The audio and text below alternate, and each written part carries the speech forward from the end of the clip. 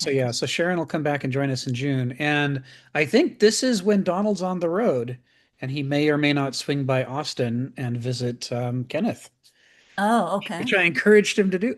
I, I know I should have done it.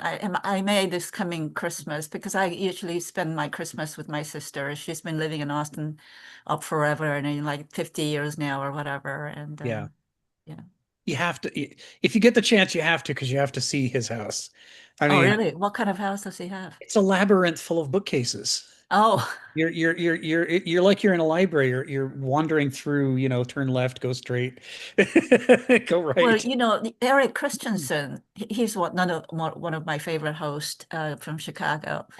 Eric Christensen, he does Kant on Wednesdays, Kierkegaard on Fridays, and Plato on Saturdays. And then he has his own in-person meeting at his music store in Chicago. And he lives in this brownstone, the entire building, and one of the floors his parents live, and blah, blah, blah.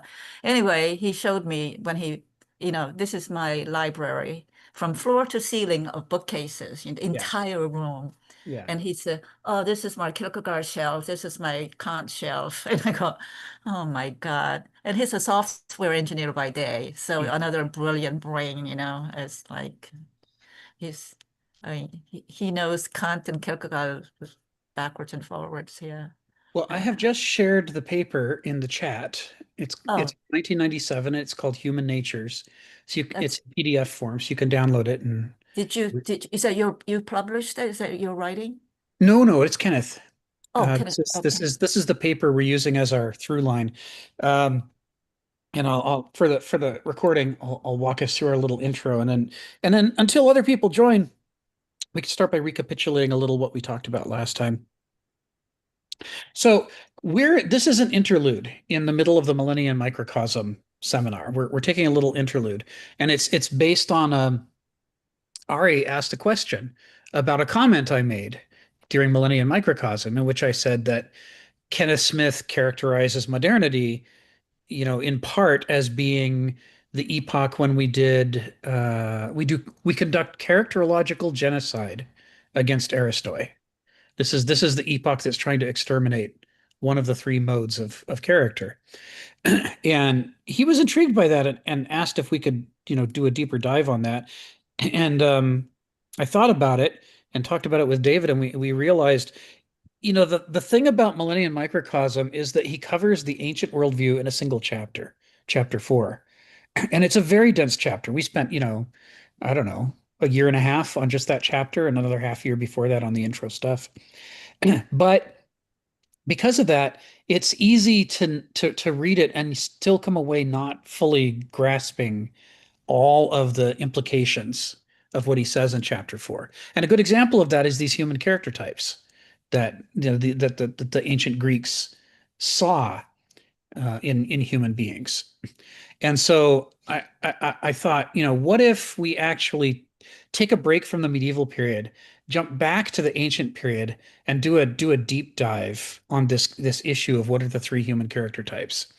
And David and I scoured around for sources, and David's been finding a whole bunch of little snippets from all over Kenneth's writing. I mean, emails, books, essays, you name it. And I've been collecting. He's been sending them to me, and I've been collecting them and getting them sorted and organized. And meanwhile, I found a few sources, but one of the ones I found was this paper, which is really fundamentally about this topic. What are the three character types and how do they work?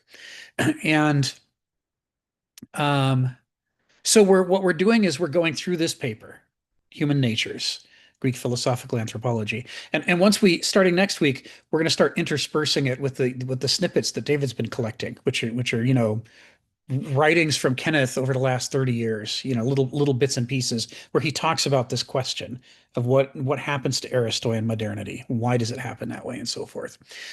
So in this paper, there are a number of sections. There's an abstract at the beginning, like scholarly papers have, because he presented this. I think it was the Dallas Philosophers Forum. He's got a couple that he's gone to over the years and presented papers. He wrote it for that presentation, so it has an abstract, and we walked through that in the first 2 weeks. And then last week, we walked through his prefatory caution, which he puts next, which is before he gets into the body of the paper, he wants to warn us about something. And I added a prefatory caution. So there were two prefatory cautions last week. And you can find that stuff on YouTube. Go to David Roel's YouTube channel and you'll find the last 3 weeks. But overall, it gave us the intro to, what do the Greeks think about character? What's the sketch of their definition of douloi, banausoi, and aristoi? What do they think about modernity and kind of how is he organizing the paper? And then last week we were talking about how the modern era is very ad hoc. We believe in shooting from the hip, and if we're just smart enough, we'll figure out every problem when we come to it. We don't have to be prepared. And we talked about, we contrasted that with the ancient concept of character and that character is fate and how seriously the Greeks took that. And it's part of this difference is part of what makes moderns and ancients unable to understand each other. Their worldviews are incompatible. They can't be, they're irreconcilable. We talked about daimons, right? Ethos, anthropoi, daimon, the Heraclitus statement about character is fate. And we contrasted that with the medieval worldview, in which, Jesus drives out the demons, i.e., daimons, so that, we can, even if we have a bad character, a miracle can happen and we can be filled with the spirit of Jesus instead. And since Jesus is good, then we can be good and we can join the brotherhood of man. This is the medieval framework. And it was created in direct rejection of the character as fate idea from the ancient world. But it too is different from the modern world because it still believes in character and daimon. It's just, we're trying to get if we're medieval Christians, we're trying to fill ourselves with Jesus's daimon instead of the one we were born with. Only moderns believe that human beings don't have character, that we're just a machine and food's just fuel and our brain's just a computer and there's nothing there. There's nothing to worry about. So we talked about that, and we talked about how that will lead us to tend to misinterpret what the Greeks are trying to say, because we're going to try to fit it into the modern worldview to make it make sense to us, which it can't. So that's where we were as of last week. And for those who just joined, I'm going to reshare that file. This is Human Nature's Greek Philosophical Anthropology, the PDF. I shared it last week. I'm sharing it again this week to make sure everybody's got a copy of it. And we've done the abstract, we've done the prefatory caution. This week we're going to do the introduction, which is 4 paragraphs, and we'll go through that together. One of the things Stephen pointed out a couple of weeks ago is that this paper reads very differently from Millennium Microcosm. Millennium Microcosm is very chewy and dense. I mean, how many times have we only gone through one sentence or 3 sentences or one paragraph? And this time we're racing through it by comparison. We're going through, like, I don't know, what did we do last week? We did 5 paragraphs last week. We're gonna do 4 paragraphs this week. I mean, we're chucking. We're not going to be at this for a year. This paper will be through in about a month or so from today.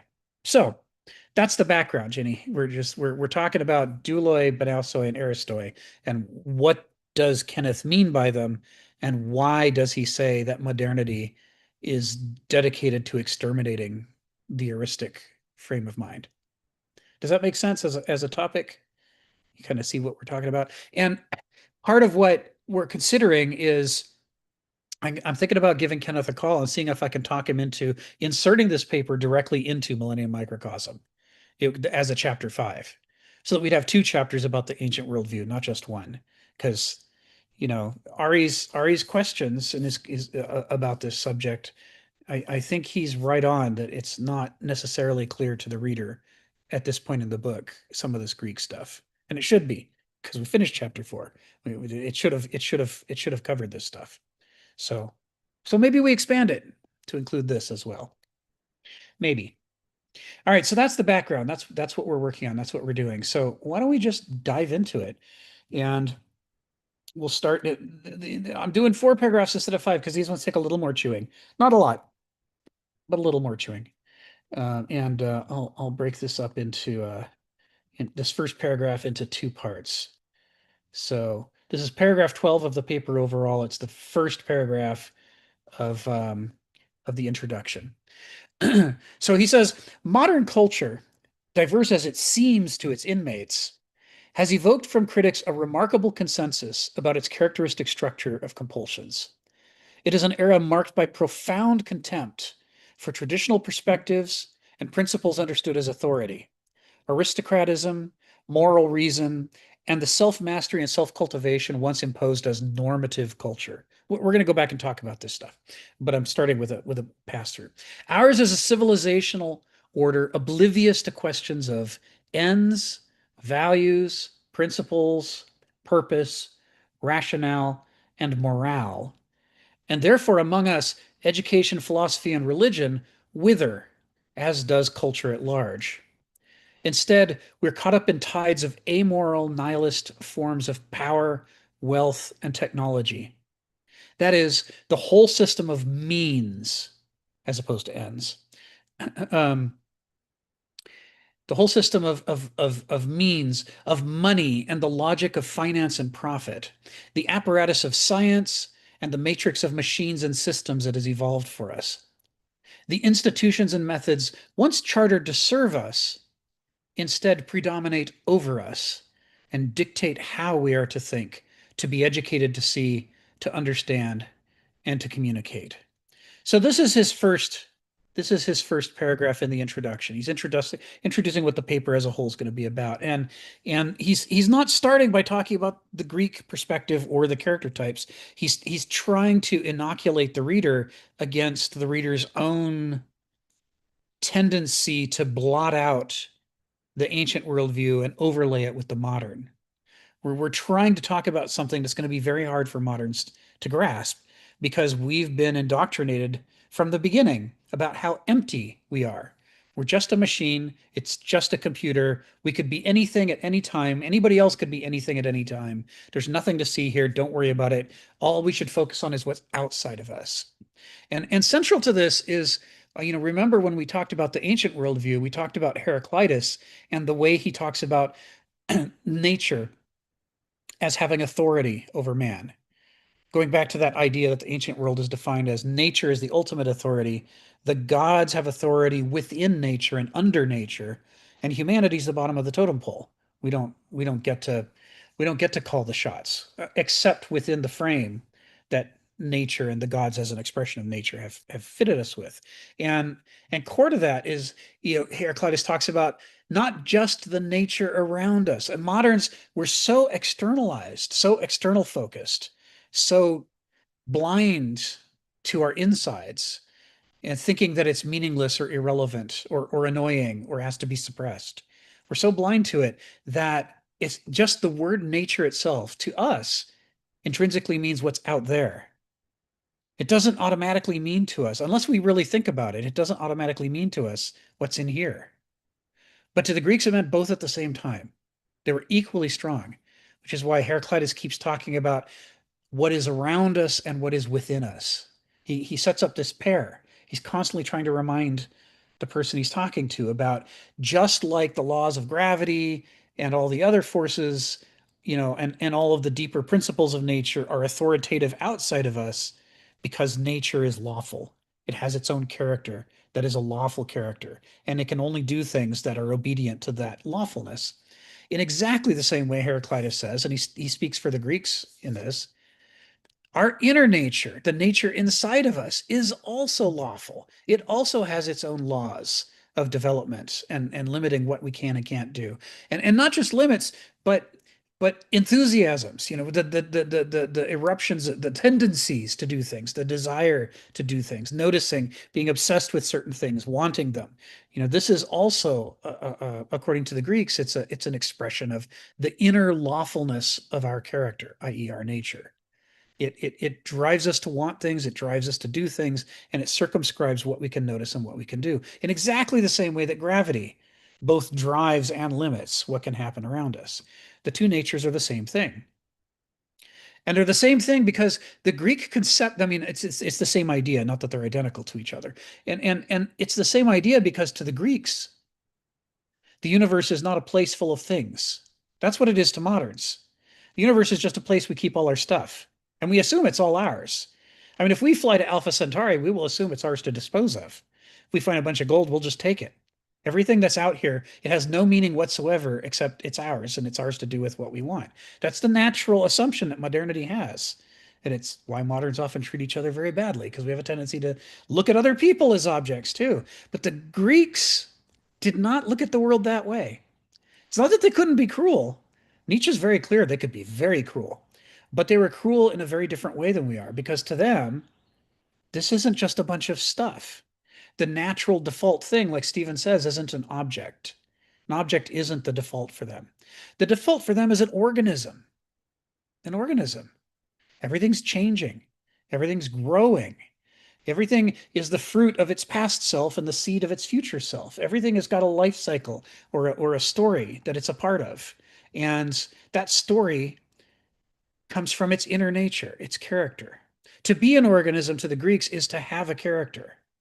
And to have a character is to have a drive, have a bunch of drives within you that want to express themselves. Hi, Geneva. Welcome to the call. Hi. Hi. We're doing the introduction Okay. to the paper. Okay. Uh, so this core idea that they look at the world and to them every single thing in the world has a dual nature. It has the nature around it and the nature within it. And that it wouldn't even make sense to a Greek if you tried to say there is no nature inside it, there is no character, there's no spirit, there's no soul, it's just a thing. The Greeks would look at you like, are you okay? Do we need a doctor? There's something clearly wrong with you, because it's like you're saying you're dead. It's like you're saying you're a corpse. They're saying anybody can see you're not a corpse. You're up and moving. That's your character at work. And you're saying it's not there, so you think you're dead? What? It's like the Greeks would find it just bizarre, the way that we just take for granted that there's nothing inside, no ghost in the machine.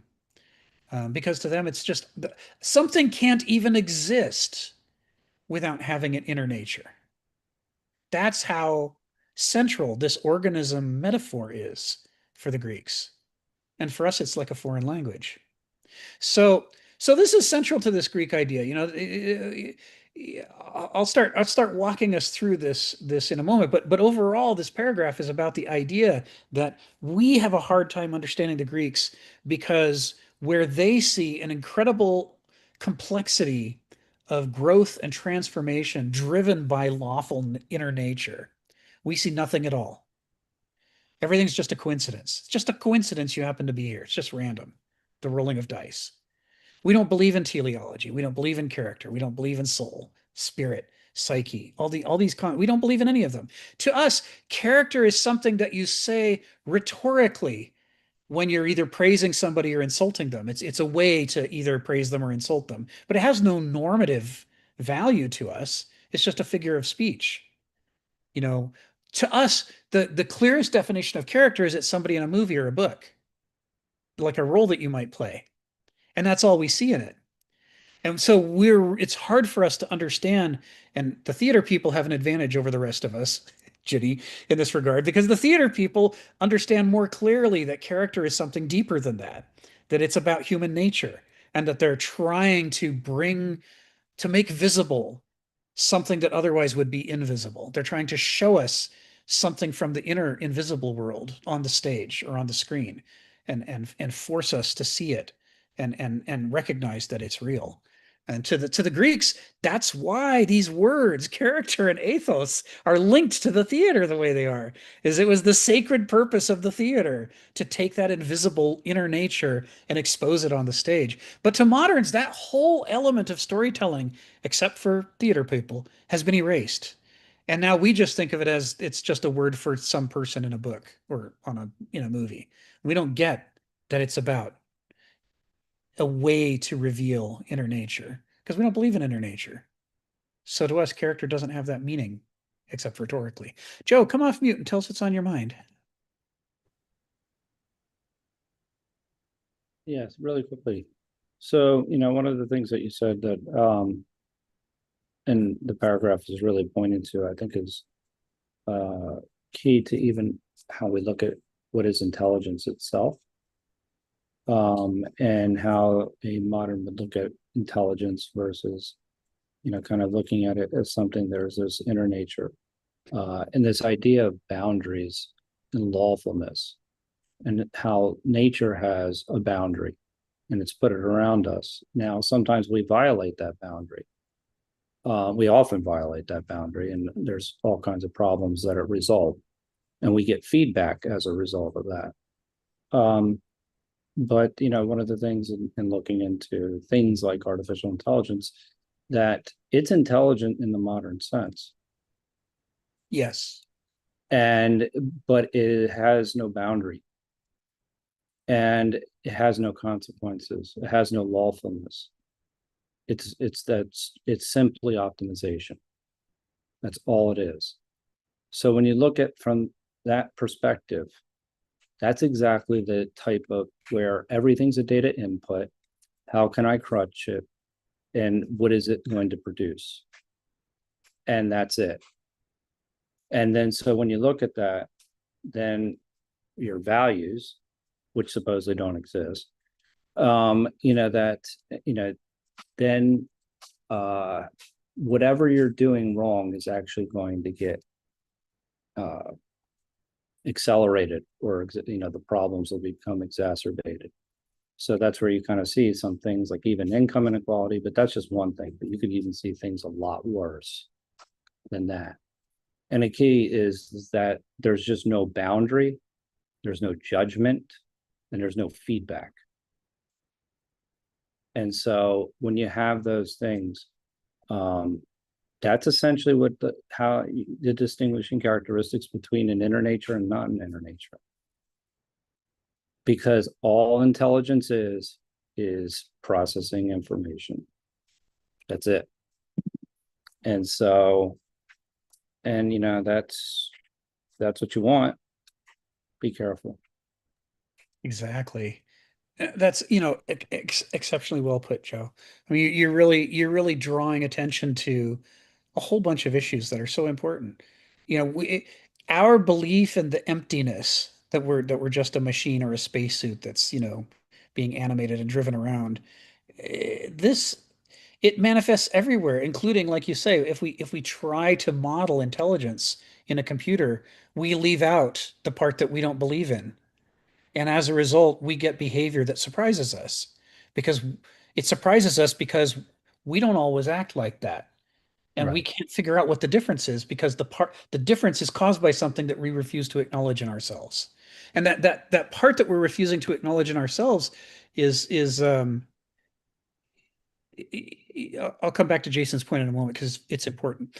But that part we refuse to acknowledge in ourselves is critically important because it's the result of billions of years of evolution.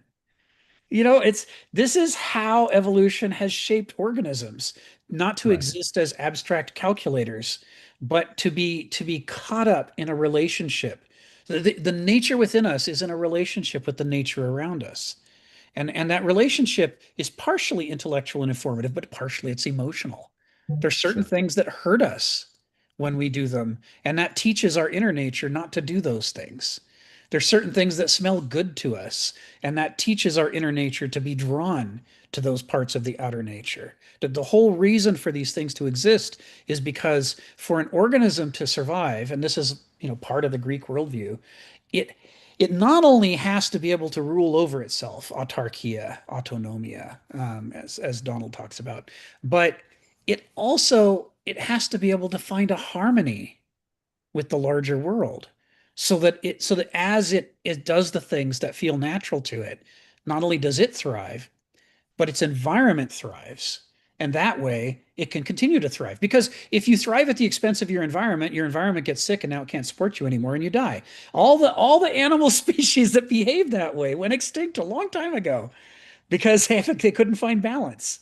And if we look at the early fossil record, I mean, really early fossil record, before things with bones, going way back to single-celled organisms, we see stages in the evolution of Earth where there were organisms that could not find balance and they did nearly exterminate themselves. Anaerobic bacteria are a classic example. Anaerobic bacteria function great in the absence of oxygen, but some of them generate oxygen as a byproduct, as a waste product. The boop, if you will, of some of these Mhm. anaerobic bacteria is oxygen. And they would evolve that way because the atmosphere was so big and the organism so small that, even though oxygen was toxic to them in the same way that it rusts metal or burns paper, it rips apart the chemicals that these early organisms are made out of. It's too reactive for them. They can't be in its presence. But that's okay. They can poop it out, and it's a gigantic atmosphere, and the atmosphere takes the oxygen away. Well, that works great unless you do really well. And then there's a lot of you. And then all of you pooping out oxygen gradually transforms the Earth's atmosphere to, wait for it, an oxygen-based atmosphere. And all these things died. And it's the reason we find them now in mud, or deep in clays or anywhere but out in the open where the oxygen can get them. They couldn't find a balance. And they got replaced by organisms that could. And Yeah. I'm sorry. all of this is implicit in what you're saying. What is the nature of intelligence? What is the nature of the organism-based model? And part of it is that nothing exists by itself. It both exists by itself and as part of a larger whole. And the third thing, it itself is a whole made up of smaller parts that are also organisms. This idea of organisms within organisms within organisms was the natural model that all the ancient Greeks thought in terms of. It was just that's just what everything is. And to us, it's actually hard to think about or say clearly because we're so looking for a bunch of isolated monads, little Legos that you can snap together or pull apart. Go ahead, Joe. Rick, No, so when, sorry. but yeah, so So one when of the trees, things, well, oh, okay, I'll just finish, okay. is that, the idea is that, the important part is that balance, that you're talking about, that harmony. What, when you don't have that feedback that's coming from nature, what you try and do is then you start to try and manufacture that. Right. So what happens is then you start to allocate problems or assign, problems to things that aren't the problem. Yes. And so, we'll start blaming, certain types of how the systems always fail or how this always fail, and then it's just like, no, there's something fundamental that you're not necessarily getting. And when you miss that, well, then it doesn't matter how many times you re-engineer the system. Right. It's still going to be, fundamentally flawed. And this is what happens when you don't revisit your premises. Exactly. And that's essentially the point, is that when you never revisit your premises and really challenge what you actually think about the world, and you think you're right, well, then that's really ends up being, well, wait a minute, where's the problem? It can be catastrophic. It is catastrophic. I mean, and we've seen this time and time again. So anyway, I just think that was a really good point where you're saying, is even in the sense that, how do you achieve that balance? It's not that people don't know that balance isn't needed. It's that all of a sudden they think it has to go through this manufacturing process. And it's like, no, that was the problem to begin with. Right. So thank you, Joe. Ginny, what's on your mind? Trees, plants release oxygen that we breathe. Isn't that correct? And so do algae. Oh, what's that? Algae also do. Yeah, right. But so we're actually breathing their poop also, basically, their waste. Yeah. And our CO2 that we exhale is input for them. I didn't It's know that. both ways. Oh, Yeah. so we do release something they can use also. I see. That linkage, that took billions of years to develop on Earth. Yeah. So again, we human beings need to think more like we're part of nature. It's not that nature is there for us to use and misuse or whatever. That's the way human beings have been thinking for quite a while, right? Nature is out there for us, rather than thinking we are part of the nature. And exactly. Yeah. That's the modern idea, right? The modern idea is nature is not authoritative at all. It has no authority over us. And we inherited that idea from the medievals because the medievals overthrew nature and put God on top. Nature on the bottom. Remember that in Genesis, man is assigned to be custodian over nature, which the Greeks would have thought was a crazy idea. Yeah. Who are we to dictate terms to nature? And is there any evidence that nature, if we tell nature we're tired of your stupid gravity, make the gravity go away, does it listen? I mean, or do we fall off the cliff? It's like how many teenagers have to jump off a roof? Well, a certain percentage in every generation, it turns out. And other ones watch and go, "Ooh, I'm glad he did that and I didn't do that because I was gonna do that, but now his leg's broken. Damn." Yeah, I just vacillate from moment to moment, depending upon who I'm talking to or listening to about Greeks. Sometimes I feel like, oh, wow, Greeks were so evolved. What about them that they were so enlightened and all that? And then another meeting, somebody will say, oh yeah, but they also were carnivores here and there, And I'm thinking, oh, is that the aristocratic Greeks were enlightened, but the common Greeks were not. I mean, I Well, vacillate, each epoch has its strengths and weaknesses. There's things they get better than other epochs, and there's things they miss worse than other epochs. It's the, it's what comes of building a civilization off of a core worldview. The things that worldview helps you understand, you're going to be better at than people who don't have that in their worldview. But the things your worldview covers up or hides or misrepresents, you're going to have worse than other epochs that don't have that piece missing from their worldview. So it's why I say that despite the fact that Kenneth refers us back to the Greeks over and over and over, he's not a Hellenophile. It can seem like he's a Hellenophile, especially when he's using the Greek worldview to beat the modern worldview over the head with, which he does. But he's doing that because he doesn't need us to praise the modern worldview. We can't seem to stop ourselves from praising ourselves. We think we're like gods. We think people from the past who came to the present would worship us. They say, "Oh, you can fly through the sky. You're so wonderful." And it never occurs to us that they might look at us and our governments and our ways of relating to each other and go, "What the hell is wrong with you?" That doesn't occur to us at all. We think if they did say that, of course they'd be wrong because we're the best. So, this is the thing that he's trying to do with this book is get us to where we can see each worldview has certain strengths, each worldview has certain weaknesses. That includes us. And the more we can see what those strengths and weaknesses are, the more we can make smart choices about which one to shift into when we're confronted with a problem that our current worldview doesn't fit very well. So, and it's part of what I'm trying to do in the medieval section is bolster up that the same is true for the medieval worldview. It's not just worse than the ancients; it has certain advantages too, and we want to talk about those over the course of the next year.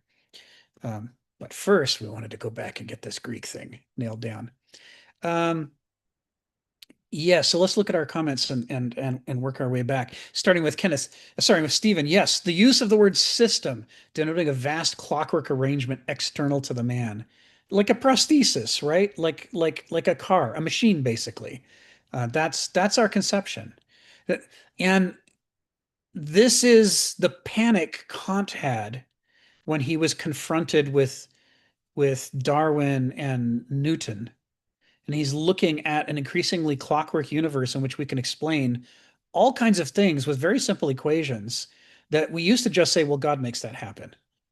And I was like, but if it's just this simple equation, why do we need God to make that happen? Maybe we can save God for special things.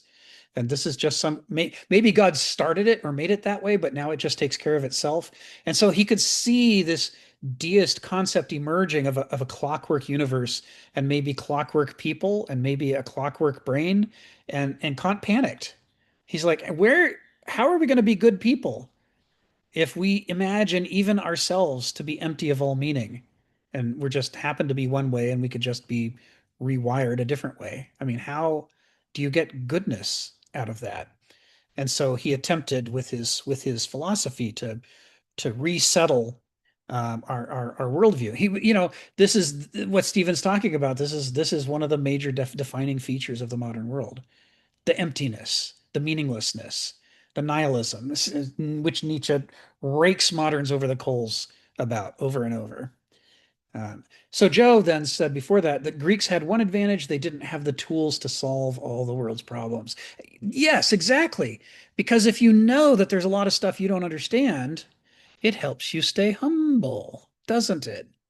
Right? It's when you can explain too much that you start to think, well, I don't need these gods and I don't need this nature. Me, I see everything, I understand everything. And as we all know from adolescence, that mindset arrives before the person actually understands everything, but they think they do, right? We've all been there. The part where you're like, man, I used to be so dumb and now I know all this stuff. I'm like a god.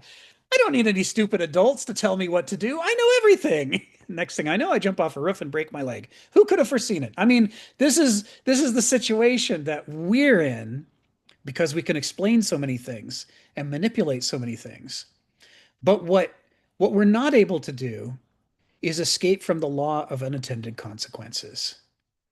So, yes, we can put planes in the sky, but no, we can't always keep them from falling out of the sky. And sometimes they fall out of the sky for very stupid reasons that are our fault. And we don't like to take responsibility because we were excited about planes when we thought we could all fly like gods. We're less excited about planes when we think suddenly they become a way that I can be sued or go to jail. That's a whole lot less exciting. And so people start fighting over scapegoating and blame and how not to be honest about the fact that we have a partial, not a complete, we're the adolescent epoch, right? We have a partial grasp on things that we insist is a complete grasp on things, even though it's not. And then that leaves us. Yeah, so it's a good point, Joe. The Greeks knew they didn't understand everything. They were impressed by their ability to explain the things they could explain, but they didn't remotely think they didn't think the way we think. They didn't think, I've explained it all. I win. I'm a god. They didn't go that way. They had their totem pole had two different whole entities above them. There's the gods and then there's nature. And even the gods have to bow before nature. And if they have to bow, we certainly have to bow. It helped, right? And then he added, and they looked back at themselves as being the problem, not just the external system being the problem. And of course, that's what comes of clawing your way out of a dark age. Your beloved heroic ancestors wrecked everything. They tore down Greek civilization, the Bronze Age world, and now none of us is literate. Most of our children die. We don't live very long. Bandits keep raiding our little villages. We remember that we used to build these big, cool things, and now we just look at the ruins of them from our little hut and go, why, oh, why did we wreck everything? So, as they're clawing their way out of their dark age and starting to create what we think of as classical Greek situation, the whole framework of it is what Joe's talking about it. The framework is that we are the best and the brightest. The framework is, oh God, how do we not do that again? Now that we're finally back on our feet, how do we not wreck everything? Right? This is the mindset. And it's once you know that's the mindset, you read the introduction to Thucydides' History of the Peloponnesian War, and it reads completely differently. I mean, if you don't know the background and you read the opening, it sounds like he's bragging. This is the coolest war ever, and I'm the historian of it, so that makes me the coolest historian ever. I win. That's how a modern reads that. But what he's actually saying is, we were all raised on the story of the Trojan War as the biggest, most important war ever, because it's the lesson that teaches us not to screw everything up. It's the lesson that teaches us you can be heroic and amazing and wonderful and still commit gigantic blunders. And that should have made us never do that again. This is all the subtext in the Thucydides introduction. And yet, here are Athens and Sparta doing the same stupid thing that the Greeks and the Trojans did that we all said we were never going to do again. And it's happening right now. What the hell is wrong with us? That's what he's actually saying in his introduction. We're the problem. We have met the enemy, says Progo, and he is us. That is a very Greek concept. It is a very non-modern concept. The problem is that guy. I'm perfect, or fine, or good enough, but that guy, he sucks. Let's get him. Right? This is the modern idea. Okay, so back to Jason's comment before we go on working our way through the paragraph. He says not having agreement does not mean ideas don't exist. And that's exactly right. It's what makes what Kenneth's trying to do in Millennium Microcosm so interesting is that he's not saying that because these worldviews are alien to each other, that therefore one of them is right and the others are wrong. He's not saying, you know, that if he's saying moderns like to imagine that we have all the truths. We're objective, we're scientific, we're technological, we're advanced. And everybody before us was some kind of primitive savage. And if you read late 19th, early 20th century anthropological or sociological or political works, they literally use the word savage. I mean, to us, savage has become sort of a dirty word. We're like, people have called a lot of reasonable people savages over the centuries, and we're not having any part of it. But in the early 20th century, late 19th century, they're like, oh yeah, those people are complete savages. They say it all the damn time about people they really shouldn't be saying it about. But part of what it goes to is it was a pure expression of the modern prejudice that if you don't have our ideas, you must not have any ideas, right? If they don't have the scientific method, if they don't have airplanes, their lives must have just been a great big empty. There must have been nothing worthwhile there. Maybe they had superstitions. This is what we used to say about people in the past. But what Kenneth is saying is, no, each epoch fills the human brain fully. Each epoch gives us a way to see the world. And when we shift from one epoch to another, from one worldview to another, we don't keep all the good parts and then just add more good stuff. We chuck the entire worldview and replace it with a new one that is a descendant of it. It's a generational turnover. This is a Hegelian idea about history. It's a generational turnover. And when we chucked out the bathwater, we also chucked out the baby. So each epoch has ideas that are interesting. And the only way to escape the trap, which is one of the themes in the introduction here, is to recognize that just because our worldview is ours doesn't mean it's the best. And it also doesn't mean that we have to pick one of the three. Right? A Hellenophile says, I have to pick one. I had picked one and that was mine, and now I've come to the conclusion that mine might not be the right one, so I'm going to throw mine out and I'm going to pick the ancient Greek one. That's what a Hellenophile does. But that has the same damn problem, right? Why are we so stuck on this idea that one of the choices must be right? Why not collect worldviews? Right? Why not have a whole toolbox full of worldviews and be able to shift among them and go, Aristotle would have said this, but Aquinas would have said that. And meanwhile, Einstein would have said this other thing. Right? If we can do that, then we can triangulate on the truth from multiple angles. That's what Kenneth's trying to teach us to do. It's exactly based on what Jason's saying. Right? There's just because we don't have agreement between these epochs doesn't mean there's emptiness anywhere. There's that people don't have ideas. There's things here to be seen. So it's interesting. Joe, come off mute. Tell us what's on your mind. I'll be brief really quickly. It's just that because something that, to say that, there are competing views and, the ideas aren't necessarily wrong. I think that is an important point. So something like technology, it's not that technology is something that is wrong, right?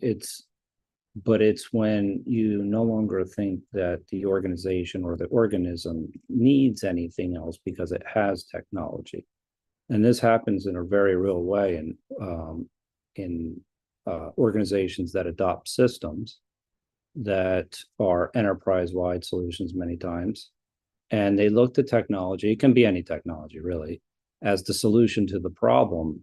And the organization itself is misaligned. And so they're never really looking at the organizational structure. They're saying, oh, you know what, if we could have this system's going to make us more efficient. And once we're more efficient, we're going to be all better. And it's like, no, that's not how it works. It's that you have to adapt, you have to change. Then you look to the technology as the solution. So that's why organizational strategy and development has a legitimate claim. If you start to have this like kind of hierarchical dead organization where ideas don't flow, well, technology is not going to change that. I mean, so it's much more fundamental. And what it is the organization's not looking back on itself. And that's the fundamental problem, is that It's looking externally for the solution as opposed to internally. And it's both, to Jason's point. It's not to say that you don't use technology. Of course you do. I mean, so there is this element of, yeah, you use all the modeling, you use all the same, types of tools that you think that will make you more effective, but it becomes more about just being efficient at whatever the hell we're already doing. And you make the technology the main solution as opposed to, and so the point being is the external becomes the solution and not the internal. And that's the same thing where you're not necessarily looking at the premise that you're actually, your premises to begin with. And that was my original point. Yes. So, yeah, it happens in org strategy all the time. People will go to an enterprise system and it just turns into a disaster. And there are places that will often say, if we have an enterprise system, we use the same accounting system, we'll be auditable. Guess what? They're never auditable. Right. It's like, no, you know why? Because your processes are made up. It's like everybody's doing their own thing, and there's no coordinate. So there's something fundamentally that's wrong with the organization, not just, hey, let's go get a system to do things for us. That's right. It's actually, it's pretty insane, actually. It is. I mean, it really is. It's almost as if like you almost don't believe it's true, because you're like, well, what do you mean? Nobody asked that question? Like, you mean like nobody really said, well, if we go get an enterprise system, that this is really going to solve everything? And again, it's more fundamental than that. It's more like, okay, there's nothing wrong with us. It's everything's wrong with the current accounting system that we're using. It's like, no, that's not it. There's a blind spot. You can tell after a while when you watch the circularity of the discussions and arguments and strategies. You can see that they're circling around a blind spot that they can't turn and look at. They just can't. They won't. Yeah, they won't. And then they write policies that support their own ideas, and it's like, oh, at what point? Anyway, it's fascinating. It's hard to believe. Anyways, hard to believe. Sorry about that. No, I had to share that real world example because I do think it's important to note, yeah, the technology is not bad, but if you don't look at the organism first, then you're in trouble. That's right. That's right. And that's the internal state. Yes. And this theme is going to come up a lot in these paragraphs we're going through today. So he opens up modern culture diverse as it seems to its inmates. Now I'm going to do the breakdown because he's got some chewy stuff in here. Inmates. He doesn't say modernity diverse as it seems to its members. He says inmates. He's saying that to be part of modernity is to be a prisoner. And he's being ambiguous about whether he means a prisoner of a prison or a prisoner of a mental health hospital. And of course, that's because he means both. This is an allusion to the myth of Daedalus, right? Daedalus. Because what did Daedalus do? He was hired by King Minos to construct the labyrinth. And as the Greek myth says, once he constructed the labyrinth, he was then its very first victim. He got put into it by King Minos, and even he couldn't escape the labyrinth because as a master craftsman, he did his best to make a thing you couldn't escape. And to do that, he had to imagine what was the thing I couldn't escape. And once he'd constructed the thing he couldn't escape, lo and behold, he couldn't escape it. So he was put in it. And he's put in it because King Minos said, I don't want anybody to teach the secrets of how to get out of this thing. I don't want anyone who tells, if I want to make somebody a prisoner, I want them stuck in there forever. So I can't have Daedalus running around talking to people about how the labyrinth's put together. So he chucks him in the labyrinth. And as Kenneth says, what the Greek myths don't explicitly say, but all the Greeks would have understood is really it's Daedalus's own fault. Because he shouldn't have been surprised.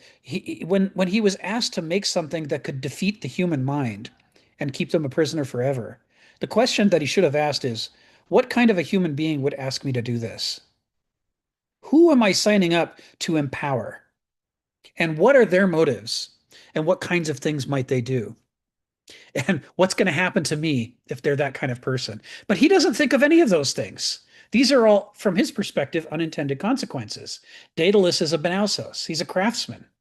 He thinks in terms of the craft and its excellence. And so he delivers it and he's trapped by it. And I bring this up as the example because Kenneth frequently uses the metaphor that says a worldview is a labyrinth. A worldview is a labyrinth. It explains the world by mapping it out and giving you categories and vocabulary and concepts and values. But those things don't only illuminate, they also obscure. This is kind of one of the, long distance side effects of Gödel's theorem from the 20th century about the limits of any logical system. Every system designed to describe the world or logic both describes it and obscures it. And the more complicated you make it, the more things it obscures. Every statement casts a shadow over the subject matter it's intended to describe. And frequently we have a much easier time spotting what it's illuminating for us than we have spotting what it's hiding from us. And so thus, he says Kenneth, the very act of thinking about the world is also an act of imprisoning ourselves within a perspective. And the labyrinth grows the more we think and write and explore, right? These are our rationalizations, our explanations, our categories. And the bigger it gets, the more trapped we are in it. And the harder it gets to escape it because it seems to make so much sense to us. We've invested so much in making it make sense that now it just seems to have a inescapable logic. How could you possibly question this thing when I could write books on all the excuses and rationalizations I have for why I believe the way I do? It seems like it's not a trap. It seems like the truth. And of course, as Kenneth says, if it didn't seem like that, it wouldn't be a trap. I mean, if you knew you were trapped, you'd get out of it. But you think you're not, so you don't. You don't even try. And if someone tries to get you out of the trap, you fight them. Don't take away the thing that I use to understand the world. What are you trying to trap me? This is how someone thinks when their worldview is being challenged. We fight, we push back, we fight back. The idea that we're already in a trap and we ought to get out of it is completely oblivious to us. Now, the Greeks understood this as a core metaphor.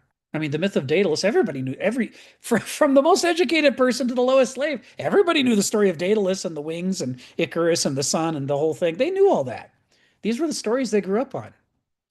But moderns, we're pragmatists and utilitarians. We do not like the idea that there are unintended consequences.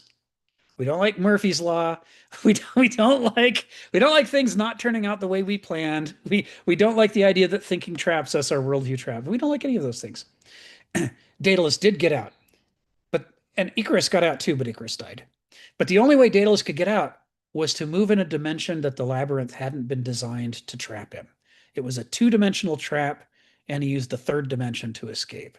And it was the only way because he built it with two-dimensional thinking. So as long as he kept sticking to two-dimensional thinking, he was never getting out. The only way the trap was imperfect was in a dimension that had not been considered. And this is how it is. When we discover how the Greeks think about the world as organisms within organisms within organisms, and we look at how we think of the world as Legos, and we see how much more sophisticated that organismic perspective on everything is than our, stupid building block, I hit you over the head with it perspective, it gives us a new dimension. And it gives us the possibility of beginning to escape the modern labyrinth. And it's the same for all the other fundamental concepts.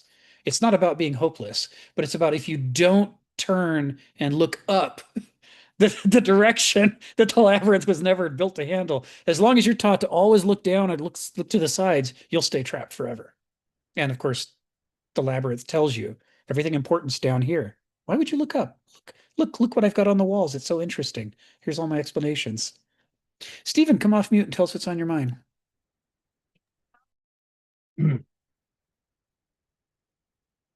Just going back to that moment in Monty Python and the Holy Grail where Arthur meets the peasants. And it's quite clever, actually, as there's a bit of background somehow in that. This is a clash between a medieval or Middle English studies versus the modern world. The peasants talk about the system.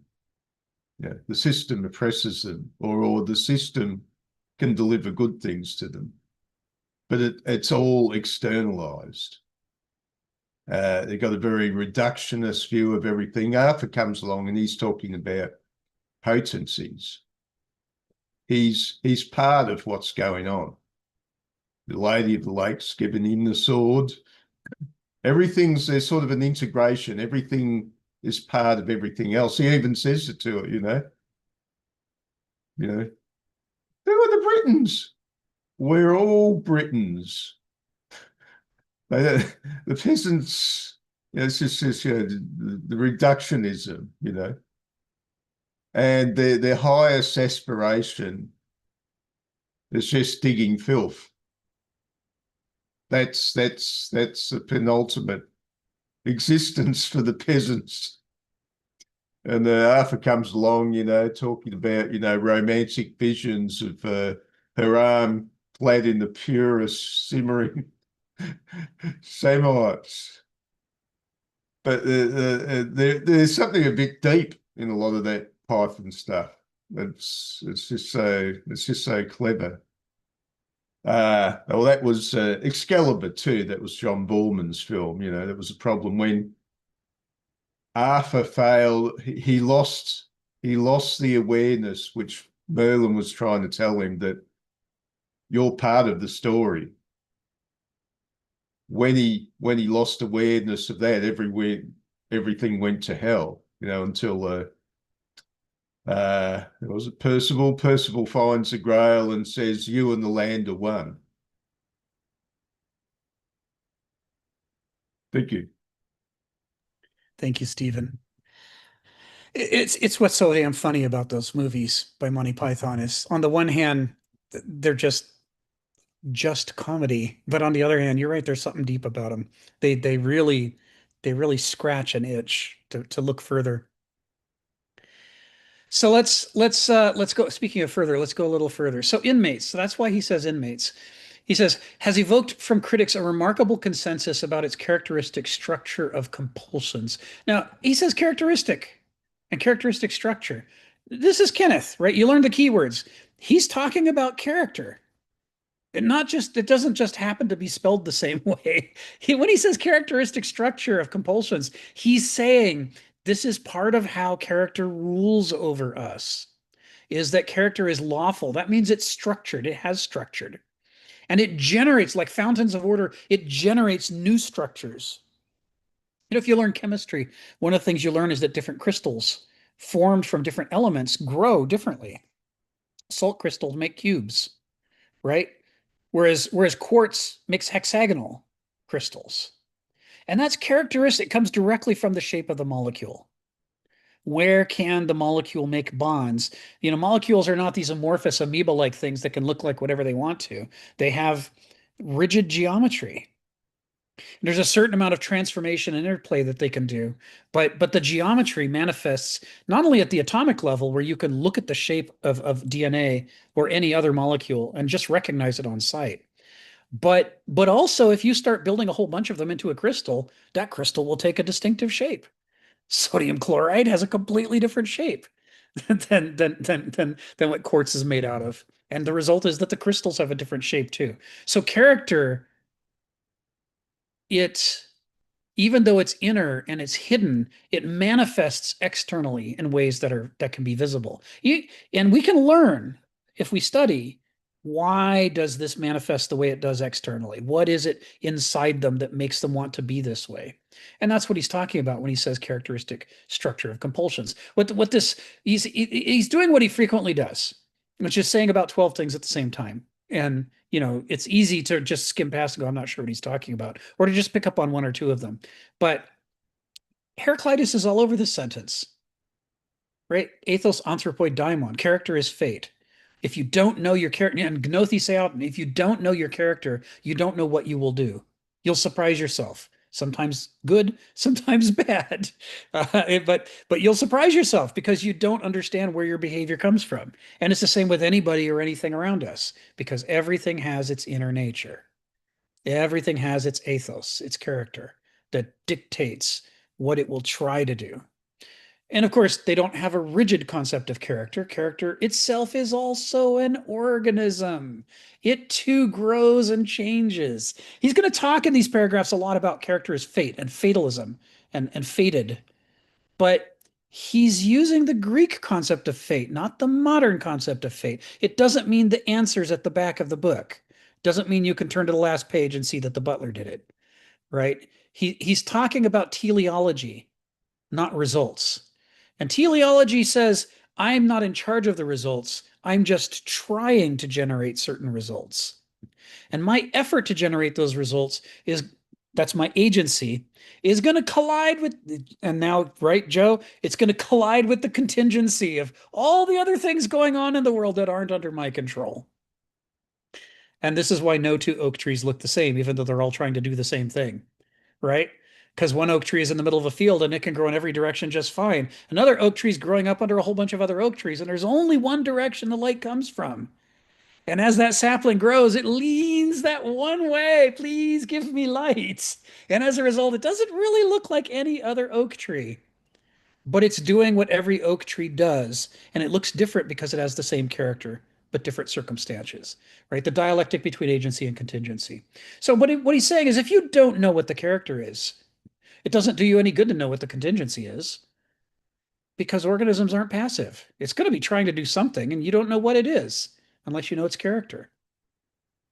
So this opening sentence is basically saying that the culture critics, the critics of modern culture, are the people that Kenneth has gone to study what is the character of modernity. What is its inner ethos? What is it trying to be? What is it trying to become? What are its blind spots? What are its obsessions? And that's why he talks about it as a characteristic structure of compulsions.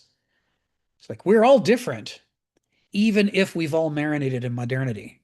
Even if the character of modernity is the same for us, we're all different because we're all in different circumstances, expressing that shared character in ways unique to our situations. So he's saying something, you could write an entire book. Honestly, you could write an entire book about what he's packed into that first sentence, because there's all this stuff from the ancient worldview hiding in it. That's why I think this would make a very good paper to follow chapter 4, where he goes over all these different pieces of the ancient worldview, and it would prime you to spot all these keywords. Anyway, he goes on. It's an era marked by profound contempt for traditional perspectives, right? Because by traditional perspectives, we mean the medievals, we mean the ancients, we mean indigenous societies, we mean however many other past worldviews there are in Homo sapiens. We hold them all in contempt, right? They're a bunch of barbarians. They're primitive screwheads. I'm quoting from Army of Darkness, a kind of horror comedy action film, where a guy finds himself thrown into the past and he's got a gun and they don't. He says, "Listen up, you primitive screwheads." You know, they're all in armor and with swords, and he's like, "That's not going to cut it because I've got a shotgun. Screw you all, you primitives." And this is how moderns think about the past. Right? We're really, even when we're being polite about it, even when people worship the past, moderns can't worship the past as what it is. We always see it as some simpler, more primitive, more basic thing than we are. And so even when we try to respect it, we hold it in a kind of contempt. It's like, you can love babies, but that doesn't mean you're going to let a baby tell you what to do every moment of your life. You don't trust the baby. I mean, you've spent a lot of time growing up and the baby hasn't. You have more faith in your opinions than you do in the baby's opinions. Now, when it comes to if the baby has, needs a diaper change, you're going to pay more attention to the baby. But, if the baby wants to stick its finger in a light socket, you're not going to say, "Oh, well, I got to do what the baby says." You're going to say, "No, baby, stop it. You little primitive thing. You have a lot to learn, and I don't want you to learn the hard way. So get your finger away from the socket." This is how we look at the past. But the result is, and there's by the way, if you want to see the past that way, and moderns do, there's endless amounts of proof out there waiting for us to collect, to cherry pick from the whole of all the things about the past. There's plenty for us to cherry pick and go, "Look how primitive this was. They must all be primitives. And look how primitive that was. They must all be primitives." We can always go from a handful of facts to a gigantic arm-wavy generalization. And we do. I'm doing it right now. But it means we have a blind spot when it comes to appreciating that the ancient worldviews might have something to tell us that is relevant today, that we ought to be paying attention to. We're like, no, they're the obsolete ones. We're the modern ones. Why would we want the old obsolete model when we can have the up-to-date one? This is based on the false idea we have of history, which is that each new step preserves the baby and only discards the bathwater. We really are not down for the idea that we've chucked the baby as well. And that there's things to learn. He then consents profound contempt for principles understood as authority, right? What's he talking about there? He's talking about archai. Archai, right? The Greek word for sources or principles or the things that ought to be authoritative to our thinking because they tell us why things are the way they are. These are the fountains of order. When Heraclitus says, the hidden harmony is best and nature loves to hide. He's saying, if you want to understand the oak, you can't just look at the leaves and the trunk and all the physical parts of the oak. You have to look underneath for the principles at work. Why does the oak grow the way that it does? Why does it do the things it does? And until you know those things, you don't really know the oak. Now, a modern gets half with that program now, right? Don't we? We say the genetics. Of course, you have to know the genetics. If you don't know the genetics, how can you possibly understand the oak? We've come that far. But earlier, before we discovered genes and DNA, we didn't think that way. Oak's just timber waiting to be cut down. It's just a block waiting for us to hit our brother over the head with it. I mean, we had a really empty view. And even now, we think the genes are the important part. It's hard for us to grasp that there's a lot more going on. You can find molecular biologists who will say, but there's also RNA, messenger RNA, transfer RNA, other kinds of RNA. There's also proteins. If you don't understand the proteins at work, you still don't really know what it's going to do. And there's also other things at work, like its relationships with other plants and animals around it. That could be just as decisive in what the oak does. You have to look for the invisible world of organizing principles to understand a character. But we can't because we hold all that navel gazing, impractical stuff in contempt. We want to know, how do I make this quarter's profits bigger than last quarter's? And shut up about the rest of it. I don't have time to waste. I'm too busy, busy, busy. I don't have time for those things. So when we talk about compulsions, part of it is this contempt. That we look away from the things that could actually make us a lot more money if we could be bothered to think more deeply about things, but we can't. We don't want to. It hurts us. He then lists after authority, he lists aristocratism. And of course, we think an aristocrat is somebody who thinks they're better than they are, who thinks they're better than we are. And of course, nobody's better than we are. So they're full of shit. So fuck them. Right? I mean, an aristocracy, in the modern world, we have equated aristocracy and oligarchy. They're the same thing. Some small bunch of idiots who think they should be in charge of everything. But Aristotle said they were the opposite of each other, not the same as each other. An oligarchy is a small bunch of idiots who think they should be in charge of everything. An aristocracy is a small group of aristoi who are fit to govern. And based on that's based on the concept that not everybody's fit to govern. Some people are walking, talking appetites. You shouldn't put them in charge of anything. You know what they'll do? They'll feed their faces. They'll line their pockets. They can't help it. It's what they do. It's a compulsion. They're not the same as Martin Luther King Jr. They're just not. You can't just say everybody's the same. Some people actually want to govern, and other people want to plunder. And then you get all the ideologues. Hannah Arendt talks about in Origins of Totalitarianism. I have a theory of history and politics, and by God, I'm going to smash the world into the Procrustean bed of that theory, whether it fits or not. I'm gonna roll out whatever it takes to force the world to fit my theory. This is the other kind of stupidity we do. And people who do that, they should not only should they not govern, they cannot govern. When they occupy roles where a governor ought to be, they do something other than governing. We can call it governing, but it's not. They're doing something else. They're neurotically torturing the country to try to get it to fit a theory. It's horrible. He lists moral reason as another thing that we don't really believe in. And this is again, we're sort of this is a Stephen point, right? He's using reason like rationality.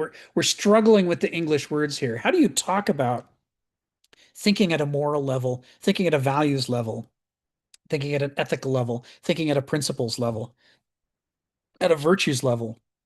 How do you say this unambiguously in English, modern English? And the answer is you don't. Modern English doesn't have words for this. We sort of cobble together a bunch of words and hope that they oh, I like that, Stephen. Theorists are always chasing the bus of reality. Yes, yes, yes, yes.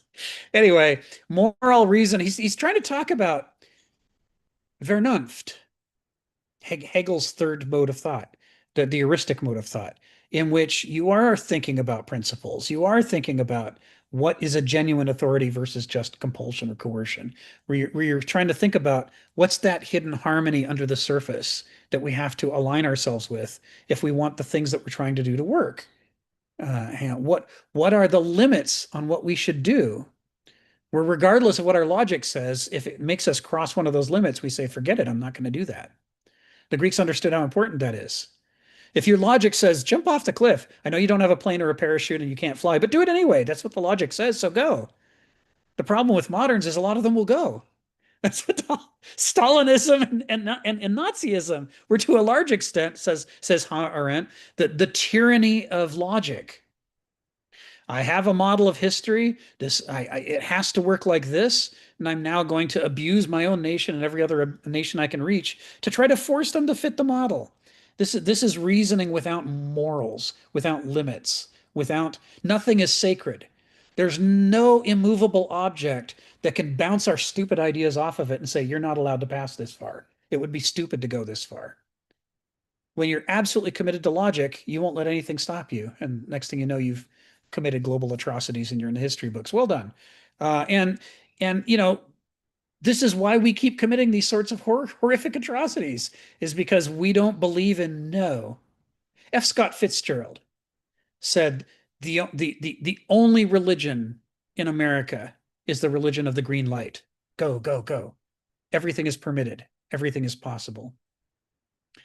Nobody should ever say stop. Nobody should ever say no. Right? I should be like a god. I shouldn't have limits. But the Greeks understood we're not gods. Dear, oh my goodness, we are human beings. We absolutely need limits, and there need to be plenty of them. Not too many, but just the right amount to keep us from wandering into the terrible things that we will otherwise do. Moderns just don't believe that. Nobody would be impractical. Of course not. Everybody always does the right thing. That's what history teaches us, isn't it? He says, we also have profound contempt for the self-mastery and self-cultivation once imposed as normative culture. Normative culture is thus the opposite of modern culture. Modern culture is normal culture. That is, rather than normative, rather than establishing a line and saying, if you want to be treated as an adult, you must cultivate yourself and educate yourself and practice and raise yourself up to a certain basic level of competence at which we can trust you to govern. That's what it is to be an adult. That was normative culture. Normal culture is the opposite. It grades on a curve. If we're all incompetent, then incompetent becomes the new norm. What? Don't be sad. It's normal. You can't criticize us. We're all the same. We all suck, and therefore sucking is now good. This is how moderns establish norms. We just take the law of averages. Wherever the bell curve is, we say that must be right. And what happens is a race to the bottom. You get slumping. Because if subpar is now considered success, then now people don't have to work as hard. And since they're not working as hard, the new subpar will be sub the old subpar. And so you get this sloughing or settling effect where the norms get lower and lower and lower over time because nobody wants to feel the intrusive, offensive authority of a word like ought or should. Don't you oppress me, right? From Monty Python and the Life of Brian. Don't you tell me what I can and can't do. Well, nature tells us what we can and can't do all the time. Yeah, we don't want somebody who's not fit to govern telling us what to do and what not to do. But if our parent says, don't put your finger in the electrical outlet, the bright response is not, don't you tell me what to do. I'm free. You can't make me not electrocute myself. But there's this right sizing of freedom and right sizing of normativity that moderns are allergic to. We hate the idea of being subject to authority. We want to be perfectly actus purus. We want to be pure activity, just all choosing and willing and making things happen, like Calvin in Calvin and Hobbes, right? He always is running out with some scheme. Whether it's a wagon going down a hill nobody has any business rolling down a wagon in, whether it's building a whole host of snowmen behind his dad's car so his dad can't get out and drive to work, whether it's running away from the bus and not going to school, he's always got some will, some intention, and by God, he has a right to be free, damn it. And the problem with that is we're just not gods. We're just not. We should be free in some ways and we should be limited in some ways. And we need both. And to a modern, that's inconceivable. Only freedom. Freedom and only freedom. No dialectic. Just one half-witted strategy for life. And it's why you get the counter reaction of so many law and order people who are like, oh, the crazy chaos. All these people want to be free. It's not that everybody should be completely free. It's that nobody should be free at all. And there should be a giant labyrinth of laws that tells us what to do every second of every day. And we should be standing by with a club to hit everybody who deviates from that plan. Because only with law and order can there be goodness. And both forms of half-witted insanity build off of this contempt for character, this contempt for norms and normativity. It's called liberalism, but it's also called conservatism. In the modern world, we use both terms in ways that the Greeks would never recognize. So I'm gonna push aside, as I often do, the whole left, right, liberal, conservative thing. It's not actually, these words are basically corrupted. It's not possible to know not only what other people mean by them, but even what we might mean by them. But if we look at this critique that he's giving in these opening sentences of paragraph 12, we can apply that to whoever we're talking to, including ourselves. Ari, come off mute and tell us what's on your mind. Sure. I wanted to give an anecdote of this. And of course, it's just an anecdote. It doesn't actually mean this is the way society is. It's my own personal experience. But I was immediately, when you said this normative culture versus excellence, reminded me of my experience in a top university. Specifically, this was UCSD. And it was apparently, as much as I could figure out with other people, the standard across all of academics at that school at the time, and maybe all of the UC system, or maybe all universities. I don't know how expansive and generalized this is, but it seems to be the normative culture at the time, which was, I was involved at the time, which I didn't finish. I went and did economics instead, but I was in the middle of doing a chemical engineering degree, and it was getting to harder and harder classes. And I found it really interesting that success in these classes, based on the tests, were like getting something like literally a 40% on the grade on the test. And I'm like, this doesn't make any sense. Why is the expectation that we should be giving a test and then the success is 40%? And this has to do with the bell curve entirely, that if you are one standard deviation above the mean, then you got the grade that you were supposed to. And apparently maybe the standard deviation was like 30% on the test. So if you got 40%, you got an A or whatever it was. And I'm just like, really? Like, this is nuts. Like, what about actually the stuff we're supposed to learn in this university degree to be professional, able to do chemical engineering? If I go to get hired somewhere and they to some degree, I only know 40% of the material that I learned, that doesn't seem like I'm prepared for what I need to do in the real world. And that was never on the table with any professor, any teacher, anywhere. It was just a matter of this. And so I was really astounded by essentially the normative culture there, and that essentially if you just got whatever, you just did a little bit better than everybody else, you got your degree. It didn't matter if you actually knew the material.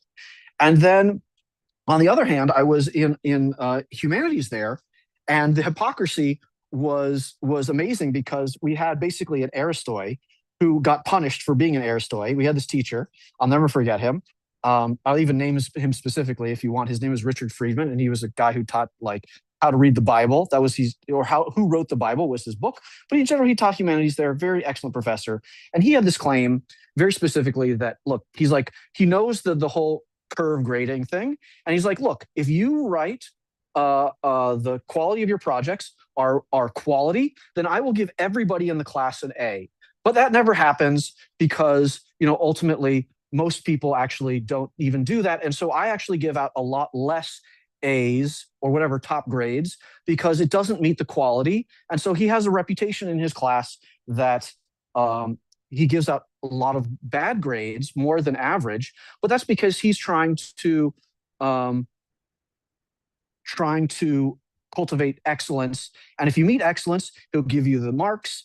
And if you don't meet excellence, then you don't get the marks. And it doesn't matter what the bell curve is. Sounds fantastic. You're going to be measured on your own thing. So I remember exclusively in this class, I had a grade, which was an A minus. And then apparently later, the department dean, I had this happen. It was interesting that the way it happened, it wasn't even the professor who would tell us. It was some other guy, some sort of assistant in the department, literally changed a lot of our grades because there were too many A's being given out in the class. And this was literally the excuse they said, I was given a grade on my exam, and then I was told to give the exam back and to be regraded, and I got a different grade, and there was no editing of like you did this differently or it was misgraded. It was like, no, it was just a mark. It was just changed from like an A minus to a B minus. And I've tried to ask, and the department, the person I tested spitly without like this very like Banalsis style. Like this is the person I interacted with. He's like, what happened here? Like, why did I get a lower grade? Did I do something that I wasn't supposed to? He's like, no, there were just too many A's given out in the class, so we had to readjust to make sure that there weren't too many grades given out. And I was like, okay, yeah, I'm pretty much done with university at this point. I literally quit everything and like basically transferred to a different university. But like I was done. I was like, I'm not playing this rat race. This is absolutely horrible. And I was so offended that this whole thing is a game and a scam and paying so much tuition. And yet what my work did, whether it was in the physics class, had nothing to do with what I was doing. It had to do with how other people were performing, and they were comfortable with that. And the quality of excellence was so low. And the other class where I like did really good, apparently, according to the person who was supposed to be given the grade, like, nope, there were too many good grades being out. So I got lowered down. I'm like, yeah, I'm done here. So that's enough of me going on a rant. But that was my personal experience that I'd share of academia. Thank you, Ari. I feel exactly the same way about grades. I'm like, it's. I grew up going to a traditional Okinawan martial arts dojo, and traditional means they don't hand out a certain percentage of black belts every year. If nobody qualifies for the material, then nobody gets a black belt. And if everybody qualifies for the material, then everybody gets a black belt. The number of black belts has to do with, do you know the material? And the dojo is like, this is about self-defense. If you can't defend yourself, but we give you a black belt anyway because we insist a certain percentage of people should have them, then we're lying to you. We're telling you you're going to be okay when actually you're not. And that's terrible. And it's not good the other way either. You could be in good shape and we're telling you you're not only because the numbers come out a certain way. It's gibberish. And certainly in medical software, I teach a lot in my job and trying to teach people how to write medical software and how to debug medical software, which, is like how to not kill your patients, how to spot the problems where you're like, oh, you were accidentally going to give this person 10 times the amount of this lethal drug. How about you reduce it back down to the safe range? You got to get these numbers right. The calculations have to be right. And you can't grade on a curve. The curve is, did you hurt somebody? The curve isn't, well, you can hurt a certain number of people a year and that's fine because that's the way the averages came out. No, you have to have zero tolerance for errors that harm patients and not, that's the sane thing to do. But grading on a curve is the opposite of that. Grading on a curve says, well, that person killed 6 people and you only killed 1, so I'm giving you an A. An A is not killing anybody. It's got to be that way. But modernity turns us away from the underlying values. Why do we do this? What are we trying to accomplish? Modernity doesn't care. it turns into an abstract system. We do it because it's the policy. What, do you want to violate policy? Do you want to get in trouble? Don't get in trouble. You won't get a promotion. Oh no. If you go up for a position and we saw you broke policy, then you don't get the position. Everything becomes the system justifying itself. And that's a modern problem. It's not that it's never happened before, but in modernity, it's everywhere. It's in everything we've got. Religion, healthcare, education, government, economics, it's everywhere. It's the way we think. So paragraph 12, this idea that there is a labyrinth and that we're trapped in it, and that the labyrinth is constructed through our exercise of our freedom and our will. And as we think about the world and try to understand it, we both understand it and don't understand it, and we construct a labyrinth that becomes our habits. One thing I wanted to say about that before I go to the second half of paragraph 12 is the following. It's that, people now believe the actual labyrinth that really existed, that the myths are based on, didn't have walls and it wasn't a prison. The actual labyrinth was a path on the ground for a sacred dance. And the sacred dance was part of a ritual to some deity or deities. And that the novices would walk this path on the ground over and over and over and over until they knew it so well that they could walk that same pattern even when they were somewhere else where the path had not been put on the ground. They knew every step and every turn, and they could reconstruct the labyrinth. That was what the labyrinth used to be, was this dance. And when you know this part too, and you put it together with the datalist part, one of the things that you can come away with is this idea that habits start out weak, but they become strong. The more you do them, the stronger they get. Samuel Johnson has a quote about that.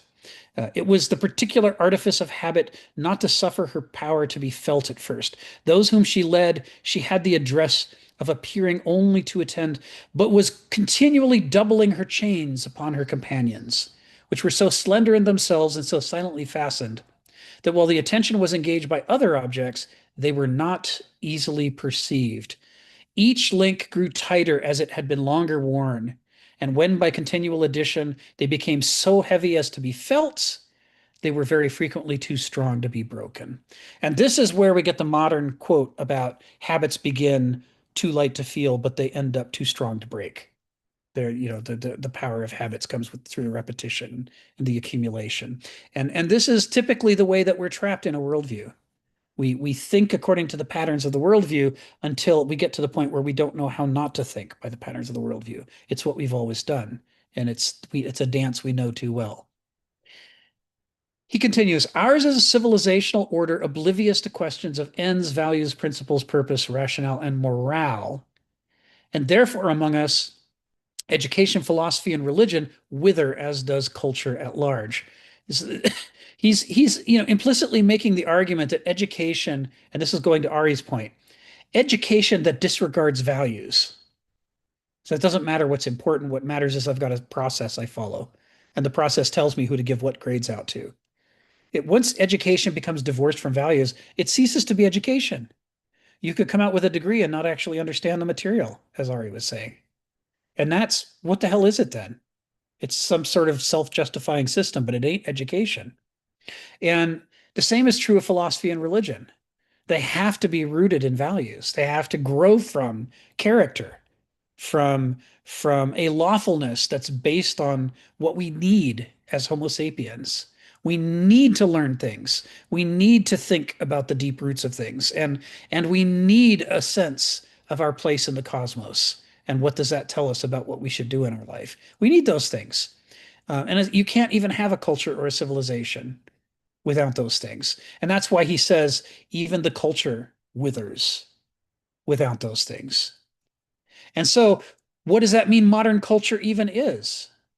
Well, elsewhere in some of his other books, one of the things he says is part of what's awful about modern languages is we throw words like culture around as though anything we call a culture is a culture. That's like saying anything we put in our mouth is a food. But that's not true.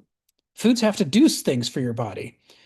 Just because you put it in your mouth it could be poison. If you put it in your mouth and it doesn't do the things for your body that you need, it's not a food. No matter how much it smells like a food or looks like a food. And even if we call it a food. There was a Netflix adaptation of a novel by Terry Pratchett and Neil Gaiman called Good Omens, and it's a comedy about the apocalypse. Sometimes it's a laugh out loud comedy, and sometimes it's a snicker comedy, and sometimes it's a dark, bitter comedy. And the four horsemen of the apocalypse are out and about in the modern world, busy. And famine, in particular, is a corporate salesman who sells something called chow. And chow is appealing and attractive and inexpensive, and it helps you lose weight. But the small text says, but you're not allowed legally to call it food. It's not actually doesn't actually satisfy the legal requirements of food. It's great. You can eat as much as you want, and you'll love it, and it'll be great. And you'll be so thin, you'll be thinner than you've ever been before in your life. And of course, he's famine. What he's really after is there's people who get addicted to chow starve to death. Also, the chow is a little trademark, chow TM, above it. It sounds like food. It's like the McDonald's shake. Sounds like a milkshake, but they're not legally allowed to call it a milkshake. There's no actual milk. It doesn't satisfy or ice cream. It doesn't satisfy the requirements. So they just call it a shake. And they hope that you don't notice the difference between a shake and a milkshake. So one of the points that Kenneth makes is Homo sapiens requires culture. We evolved to require culture. We were born without sophrosyne. Where the hell are we supposed to get our sense of direction? We need the culture to imprint on our character and finish us. Like Pico della Mirandola, the animal who is unfinished. We need the culture to finish us, to get us competent to the point where we can take over, designing ourselves and shaping ourselves. But if the thing that we call a culture does not do that, then Kenneth says we should not be calling it a culture. But we do. We call something that instead of finishing us, it hobbles us like a form of characterological foot binding, like the Chinese used to do to their women for sexual reasons. Bind the foot up until it has the shape of a lotus, and they're all like, "Ooh, it's so pretty." She can't walk, but oh, it's so pretty, so sexy. That he says that's what modern culture does to us. It prevents us, and he's going to explore this more in the rest of the paper, but he's alluding to it right here.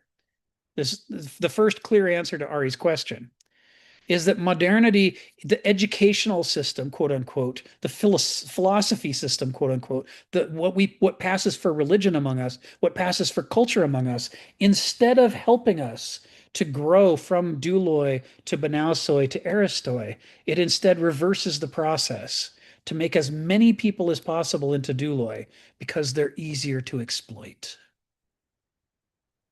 The less developed the human mind is, the more childlike, infantilized, pacified we are, the easier we are to lead by the nose. And so the more you can predict next quarter's profits. The easier a time advertising has, the easier a time political ad campaigns have. It's easier to manipulate people who are dumb. So modern culture wants us to be dumb. But we know we're supposed to be educated, so it takes the educational system and guts it and turns it inside out. One of the things Kenneth says elsewhere is if you want to become a philosopher, don't go to a philosophy department. It will utterly destroy your capacity to be a philosopher. It will teach you everything but. And it will reward you for doing everything but until you start to think that those things you're being rewarded for are philosophy, when in fact they're the opposite of philosophy. You'll be memorizing what did Kant say in this paper. You'll be memorizing, what did this philosopher say? How do we categorize these different philosophies? What were the dates of these things? You learn all these empty facts about philosophers and schools of philosophy and books that were written, but you never actually philosophize because that's the thing that philosophy departments are banned from doing. He says the whole thing's a trap. It's part of the way that modernity destroys would-be philosophers. Would-be philosophers are dangerous. You start asking radical questions, pretty soon you might start asking who has all the money, who has all the power. Are our beautiful institutions like democracy really as beautiful as we think they are, or are they conning us? Are they screwing us? These are philosophical questions. And getting a philosophy degree helps to ensure you can't ask them. You get a bad grade. they train you otherwise.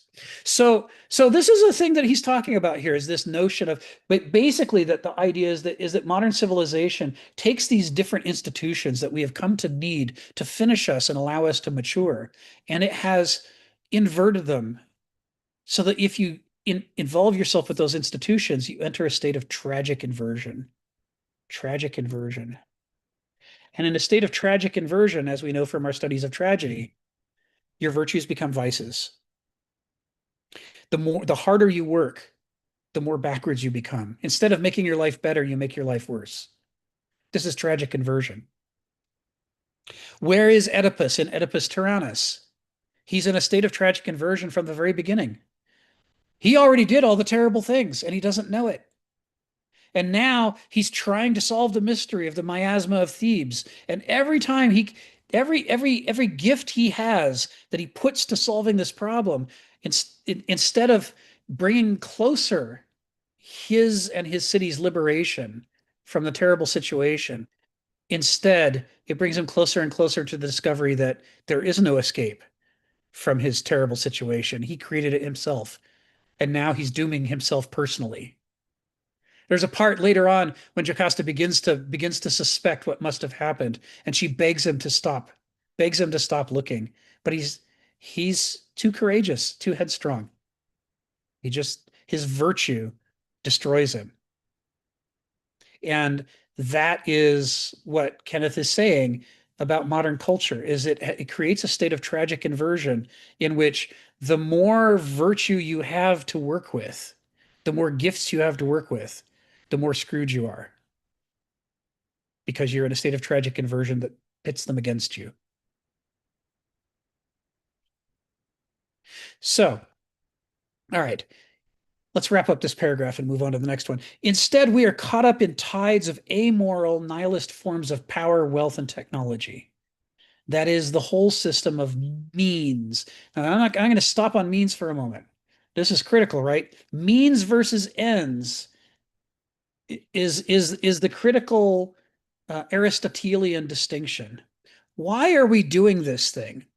Of the things that we have to understand about something that we're doing, part of what we have to understand is how to accomplish it. These are the pragmatic utilitarian questions. But part of what we have to understand is, what is the larger thing we're trying to accomplish, regardless of how we do it? What good are we trying to introduce into the world? Why do we want to succeed? Why not do something else? Why is this worth doing? And this goes to like the question of, what is an education for? What is religion for? What's philosophy for? What's culture for? These are ends questions. What is the end of culture? What is culture trying to lead us to? But means become things like, well, we always grade with a bell curve. So it doesn't matter if you understand the material. We're going to grade you down anyway. Or it doesn't matter if you completely fail to understand the material. You pass. You're our best student. You get an A. Hell, you might be valedictorian. All honor to you who are completely incompetent to do this thing. What the hell is that? That's what that is it's a means triumphing over an end. The process becomes the God. And the reason why we even came up with the process in the first place, the thing we were trying to accomplish, gets entirely forgotten or suppressed. And what he's saying is that power exists as a means, not an end. The point of power is to get you to the good things. But when we invert that, as modernity does, and say that power is the end unto itself, because without power, you can't have anything else. So, of course, just get all the power you can. We are, on the one hand, trampling our ends, our goods, to get that capacity. And on the other hand, by trampling those ends, it means that when we wield power, it will be blindly, without respect to the ends. And therefore, we will often violate the ends instead of bringing them about. Same with wealth. Wealth is just a modern form of power. But it's supposed to exist for a reason. And the reason is the thing worth having, not the wealth itself. If there were another way to get to that same end that didn't have the problems of wealth, we should be happy to chuck wealth out the window and say, fine, screw that. We found a better way to get to the ends. Of course, if we don't have a better way, then, it better be wealth. But where we get into trouble is when we say wealth is its own end. Having all the money means I'm the winner. Yay. What else could I want but all the money? Nothing's worth having if I don't have all the money. And of course, now we start trampling everything. Same with technology. I know lots of people who work in engineering who are technophiles, who genuinely believe adding more technology will bring us to a utopia, at least a practical utopia, right? The internet. Remember, television was supposed to make us all smarter. Did you ever read any of those mid 20th century, early 20th century essays about the glories of this new television? We'll be able to communicate all over the world. We'll be able to teach people. They will be the wisest, most educated people the world has ever seen. That was the promise. And I don't know exactly where reality TV fits within that framework. I mean, but it often goes the opposite, right? Many people complain about the way once the technology becomes the end in itself, and we forget what the original end was, and we've made the means the king over the end. And he says, and this is a very easy thing for practical people to do. They're so focused on trying to get the task solved that they often don't notice when they've slipped the track off of I solved the problem in order to get to X versus I solved the problem for its own sake. To a means-oriented person, those can be very hard to distinguish from each other. But to the rest of the world, that's the whole ball game, whether you end up in a utopia or a dystopia. It's a blindness. It's really easy. I speak as a software engineer. It's very easy to lose the thread and do the thing for its own sake and not because it gets you something good. So that's the whole system of means, of money, the logic of finance and profit, the apparatus of science, and the matrix of machines, and the systems that has evolved for us. All of this is talking about means. The institutions and methods once chartered to serve us instead predominate over us and dictate how we are to think. B minus to you, Ari. B minus because there's a curve. And the way we think is every class can only produce so many A's. And why? Well, because our process says so. And we forget that actually the best class of all is one that produced all A's because every student in the class understood the material and is competent with it. You want everybody to have an A. It's insane to say the last thing in the world we want is too many A's. You don't want fake A's. You don't want empty A's, but real A's? Man, 40 A's out of a class of 40 students, and those are well-earned A's, and that is the best class of all time. You have totally succeeded in education. But the process says you failed because there were only supposed to be so many. Means and ends. And dictate how we are to think, to be educated to see, to understand, and to communicate. It gets down inside our language. It gets down inside our mind. When we talked in the past about how modern languages are not more advanced or more recent languages, they're languages that have been modernized, that the modern worldview has reworked those languages to change the definitions of all of the juicy terms we need to understand ourselves in the world, to make sure that we can only, if we use those languages, understand ourselves in the world in a modern way, and not in a medieval way, and not in an ancient way, that those worldviews are suppressed by the language itself. This is a subtle I think language theorists love the term weak. It is a weak, subtle form of the Sapir-Whorf hypothesis. It's not that, if you learn a language, you can see through time, like the science fiction film Arrival said, but rather that the language shapes what you're prepared to think about easily and what you could only think about with great difficulty because you don't have any of the right words. And all the words you try to use actually mean something off center and you get confused and lost.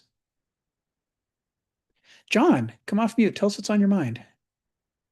Hey Rick, so I thought that that point you brought up about the distinction between the means and the ends was interesting because that rung very true to me. Like when I was in college, obviously the end of college should be like to get a better job, right? Or something, like a job that you think you're well suited for.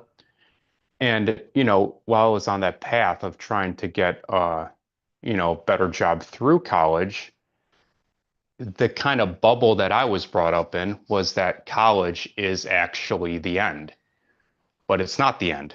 Going to a prestigious college and getting, good grades in the prestigious college isn't the end. The end is getting a job that you're well suited for, that you'll enjoy, that, most people think makes you a good income. And I got caught up in that bubble.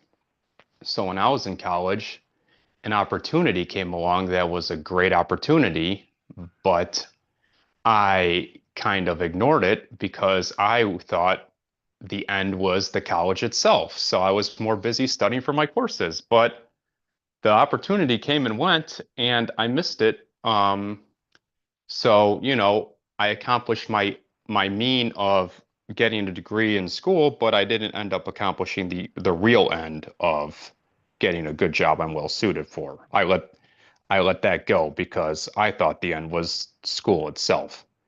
Yeah. And sometimes I see the same thing to going on like with some of the philosophy meetups. It's like the end is really to kind of live a better life, I think, for most people, but we can get caught up in attending the philosophy meetups as an end in themselves.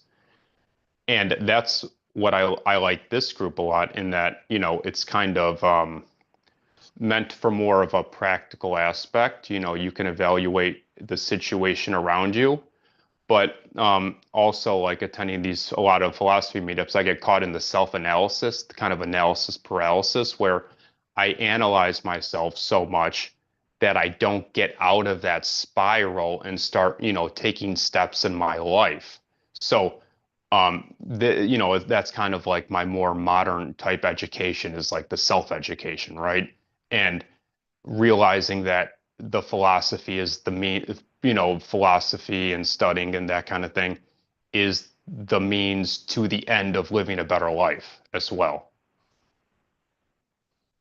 Yes. It's when we see those experiences in our life and look back on them, it helps us to understand how an entire civilization could end up focusing on means and forgetting about the ends. We see in our own experience how easy it was. There was a point where we were focused on the end, and somewhere along the way, the struggle that was involved in ensuring that the means were carried out well caused us to lose sight of the end, and then the means becomes the end. And it's the kind of thing that it doesn't land for people who don't have enough life experience. It just sounds like an abstract pair of terms, and they don't know what we're talking about. But when we've actually lived through it and gone, yeah, I blew it. I blew it. There was this moment, right? And I lost track of which one was which and which one existed to serve the other. Yeah, and I think especially with the education stuff, people have kind of woken up to that because now you see like it's kind of like a comical thing where you see somebody with all these degrees, but they don't have they don't have a job. They get degree after degree, but they never actually, they're not really thinking about the ends, even they think that the end is the degrees itself. Right, right. That's so interesting, John. I'm sorry I just wanted to comment on what John says. Thank you, John, Mr. Host. I like John too. I go to his meetings as well, Rick. Yeah, that's an example of my niece. She got a bachelor's degree, master's degree, two master's degree, PhD, and then postdoctorate, and still she didn't go into a job market and get a job. And now she's in medical school to become a doctor. So we hope that after these medical degrees, she's going to actually practice medicine and, do. So yeah, we've been like, she was in her 30s and she still didn't go into workforce and work. And our whole family was like, what's going on here? She's a forever student here. It's Yeah, interesting. exactly. The forever student. That's what I was thinking of, the forever Yeah, student. Yeah. yeah.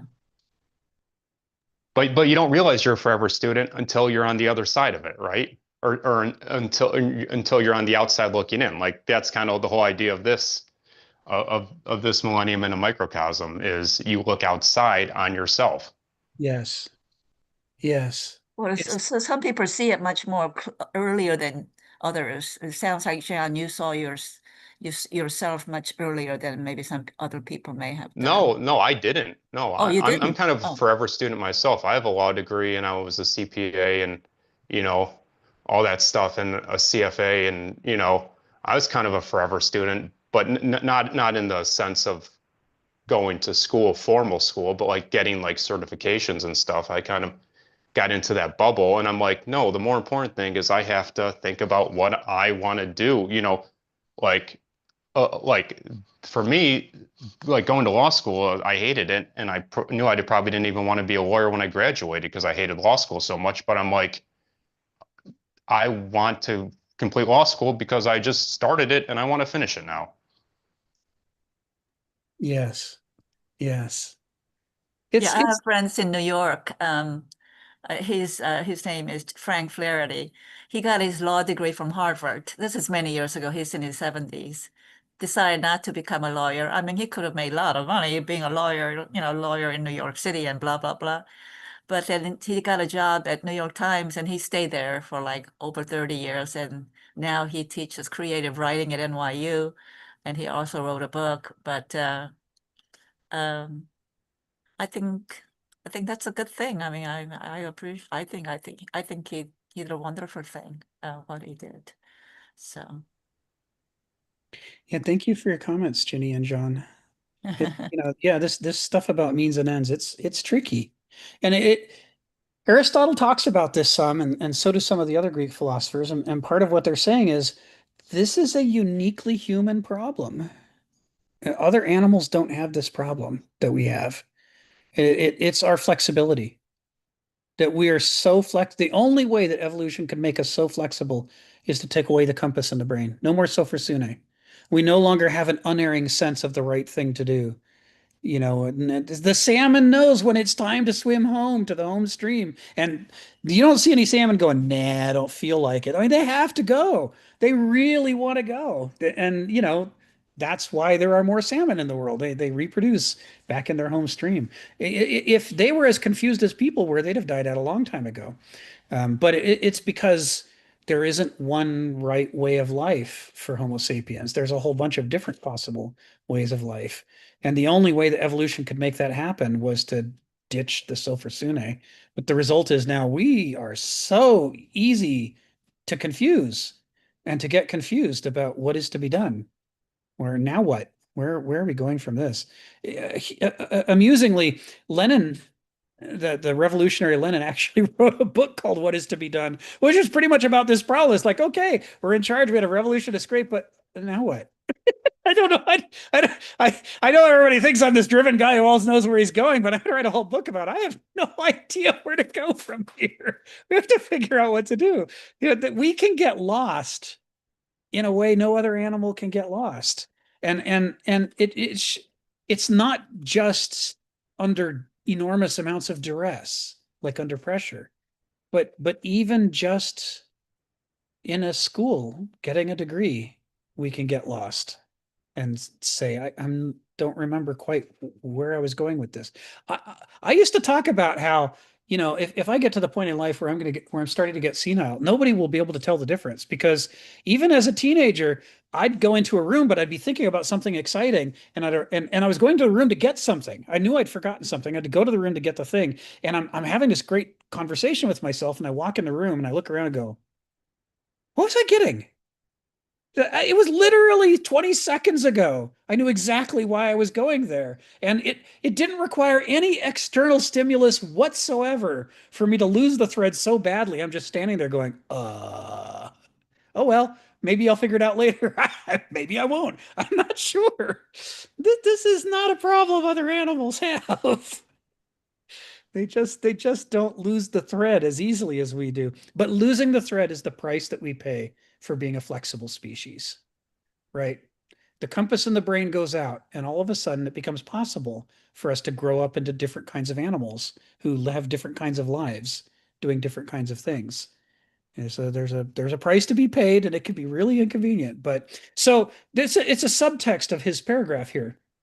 Why does modernity do this? Why do we put means over ends? Because it's so easy to confuse us. I mean, it's just amazing it didn't happen before in the history of mankind. Because I'm sure it happened at an individual level countless times, but an entire worldwide civilization, same problem, losing the thread. Why are we doing any of these things? Why do we have the nukes? What's any of it? Why the rockets? What's any of this for? And the answer is frequently, I don't know. It seemed like a good idea at the time. It was so cool. There's a man on the moon. Woo! I have an enthusiasm. Anyway, Joe, come off mute and tell us what's on your mind. Yeah, one of the examples of this is actually, I mean, there's tons of examples of you can kind of see it continuously. But when you start to focus on processes, as opposed to, why you're doing something in the first place. So one example, I mean, you can always point to the easy one is this idea of, psychology, which, they can make philosophy a way of self-improvement. And there's this distinction between having something that is just self-improvement versus actually having a philosophical approach. And so psychology can give you these tools where you're focused on a process, but it's not necessarily going to answer the underlying confusion that you may have about yourself. And, that's where you're often, again, just looking at the process as opposed to looking back on yourself. And that's the loop that you can get kind of caught into. And, that happens almost in every industry. And, I get, you can argue that we're pretty specialized, kind of world is that we're only very much focused on one, small trade. But even if you're not, I mean, there is an example at one point, you'd appreciate maybe an example of cybersecurity, where it was the idea of keeping everybody out, right? It was never looking at the relationships between the nodes themselves. And it's like, well, wait a minute. No, I'm just going to look how to keep everybody out better. And as opposed to what's the real thing that you're actually looking to accomplish to begin with. And so starting to look at things like kind of just as a network, as opposed to, hey, let's just build another wall. And in that way, they won't come over that wall. And so it's like, because this wall is really, it's going to keep everybody up. So, I mean, it happens quite often. We lose sight as to why we're doing something in the first place. And there are a lot of different reasons. I mean, education, you had talked about a moment ago, that even, it's like, I'll give you another example. One place I worked was apparel.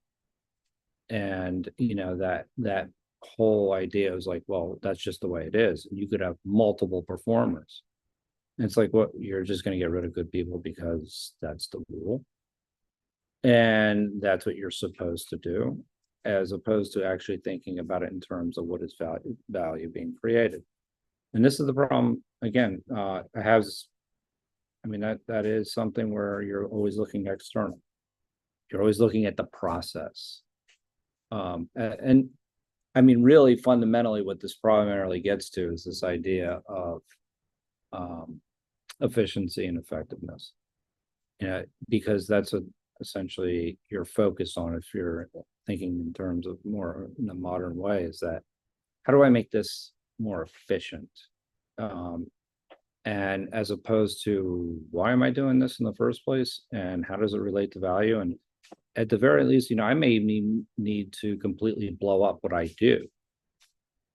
And that's like, so like kind of mind blowing to people. Is like, oh my God, what do you mean we're going to get, we're going to completely stop doing what I've been doing this whole time. So it's a really important thing as far as philosophy to go, is that is because it helps us reflect back on our relationships, as opposed to just saying, well, all I need to do is tweak this and do it faster. And I think it's the value of philosophy in and of itself. It goes to the idea, the educational points that were just being made. Thank you, Joe. Yeah, for those who don't work in software, the reason that passwords are so horrible, the reason they always say you have to have all these Greek hieroglyph and an interpretive dance from a virgin and 3 uppercase and 1 punctuation. It's that problem Joe's talking about. So people are so focused on how to keep out the hackers, they're forgetting about that the system. In medical software, it's a little clearer to us than it is in a lot of the world. It's not enough to keep the bad guys out. If that was all you were doing, put it in a safe and drop it at the bottom of the Marianas Trench. The bad guys can't get in. Congratulations. You have an unusable system. And according to a lot of security people, that is the most secure system in the world, the unusable one. But we know for medical software, the only reason the system exists is to help healthcare providers take care of their patients. And to do that, they have to be able to get into the system easily, readily. They don't have time to go pull out Moses's tablets from Mount Sinai and see what's carved on them. They have to be able to get into the system now, right now. So, from a medical software perspective, the only secure system is a system that rather than keeping the bad guys out, the focus has to be that only the right people are allowed in, and they're allowed only the right levels of access they need to do their job. And that access is smooth and sweet and easy. And yet the wrong people are kept out. That's the goal. But for a lot of security people, it isn't. And that's because it's a hard problem. And it's, if you think that that's the goal and you're racking your brain, I don't know how to do this. You can see why you wake up one day in a bad mood and you're like, why don't I just focus on keeping the bad guys out? I mean, that's half the problem, right? And that was a lot easier to do. And so next thing you know, you've got an unusable system. Like, I need a 17,000 character password full of, I better see some cuneiform, buddy. There's no cuneiform in it. It's not a legit password. And now nobody can use it. Every site has a different password because otherwise a hacker hacks one of your passwords and now they can get into all your sites. And so how many systems do you have passwords on? I have over 1,000 systems I have access to. How am I going to remember all that? But if I write it down and put it on a yellow sticky, now somebody can grab the yellow sticky and sign in.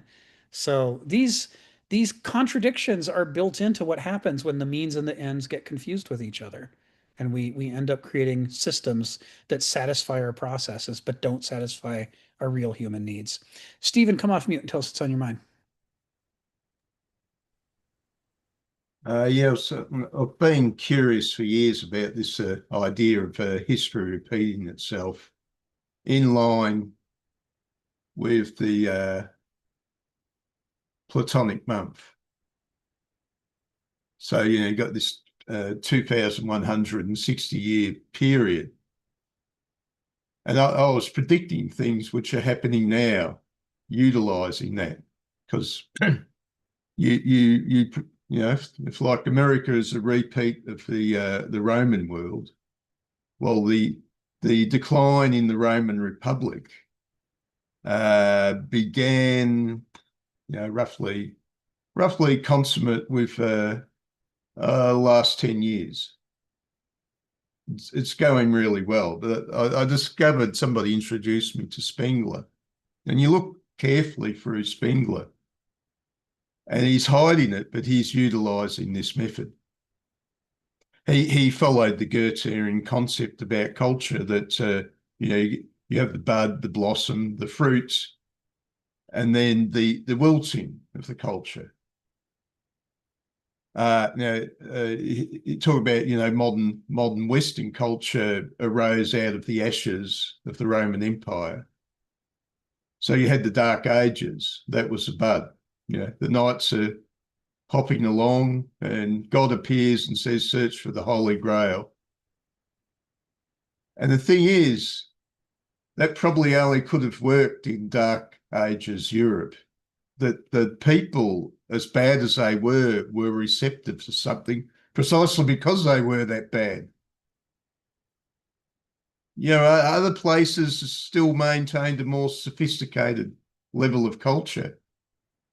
And because of that, they become blind to certain potentials. You know, well, why am I going to bother looking for the Holy Grail? Only idiots do that. Then you see the growth in the high Middle Ages when, you know, this new Western culture flowers.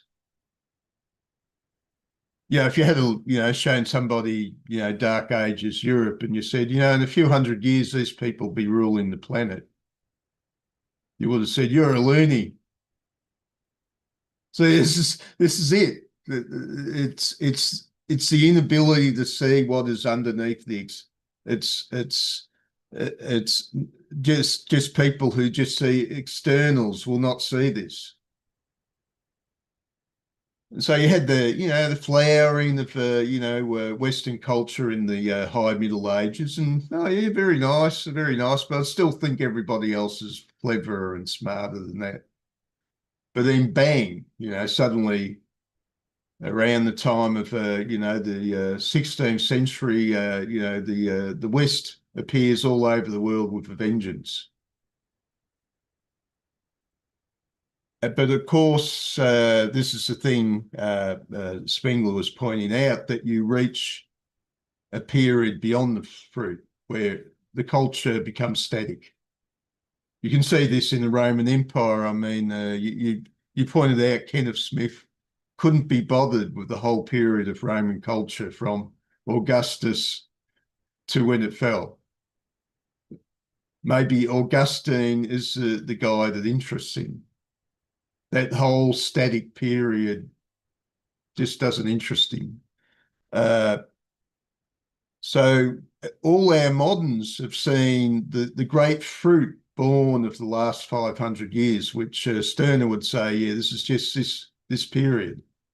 You will arrive postmodern. His postmodern has the Caesar and the second religiousness.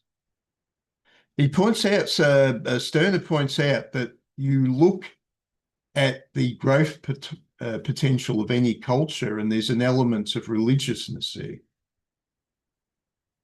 But it says now, with the wilting of Western culture, with it becoming static, you'll have a second religiousness, which is a bit more superficial, which won't have the depth or character of the earlier religiousness. And you've got Christian nationalism. Now, Spengler's warning, if we go with him, he wouldn't have ever known the term Christian nationalism, but he will say that this is going to prove a far more powerful force than you imagine. But, the liberals, they've seen the great fruit of the Enlightenment and they want more. But they're unworthy of that fruit because they're not the people that create fruit anymore. They've been living off the fruit. They talk about, oh, this is the era. This is it. This is going to be just endless growth. There's not going to be any fall. It's only the stupid people in the past that had a cycle. We're going to overcome the cycles. We're at the end of history. It's so superficial. It's an inability to see what is underneath. Yes. I was, Donald the First is the beginning of the wannabe Caesars. Yeah, and everyone will be happy when he gets topped. Only they'll get another Caesar after that. You'll end up with a Sulla one day, and then you'll think Donald Trump was a gift for the good. And you've got the second religiousness. And yeah, this is very much this cycle, this Goethean sort of cycle, and the world will laugh at you if you tell them this. But you look at culture, and you see the same thing with the Greco-Romans. You see the era of barbarism. You see Achilles. That's the buds. You see the flowering of Greek culture. They create the Olympics or blah blah blah, all that. Then you see the great fruits in Alexander, and then you see the static phase with the Roman Empire. And if you want to go back to 21,000 years before that, what do you get? Oh, you get them. The Egyptians are building the pyramids. They've risen out of the mud to build pyramids. They've, when creating the pyramids, they learn all the organizational skills of building a pyramid. That's, that was sort of the basis of civilization. I was talking to these guys, and they were talking about Marcus Aurelius. No, not Marcus Aurelius. What was his name? The great Stoic. Was that Marcus Aurelius? And of course, to the modern intellectual, this is perfect. He's a Stoic. He's an intellectual, and he was pretty smart. The previous guys had a system where they didn't promote their own children to become the rulers. They looked around for a guy who looks like he's got the smarts. He's taught all the ropes. He's learns to control himself. I'll adopt him as my son. They're worshipping Marcus Aurelius. And when I looked at Marcus Aurelius, I saw the problem with him. He was pretty smart. He was very good at dealing with a problem when it showed up. He was absolutely hopeless at anticipating any problem that came along. He didn't anticipate his son Commodorus when he promoted him. He didn't see what was coming. He's the perfect intellectual. He only sees what's in front of him. He can't anticipate anything. Thank you. Thank you, Stephen. Geneva, come off mute. Tell us what's on your mind. Well, I'm just listening. I mean, I'm my family's perennial student.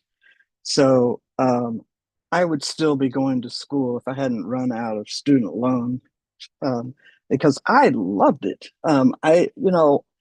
Probably it had something to do with, in the beginning, I was not really supported to go to school because in the 60s, Black females, there wasn't a lot of support. And I grew up on a farm.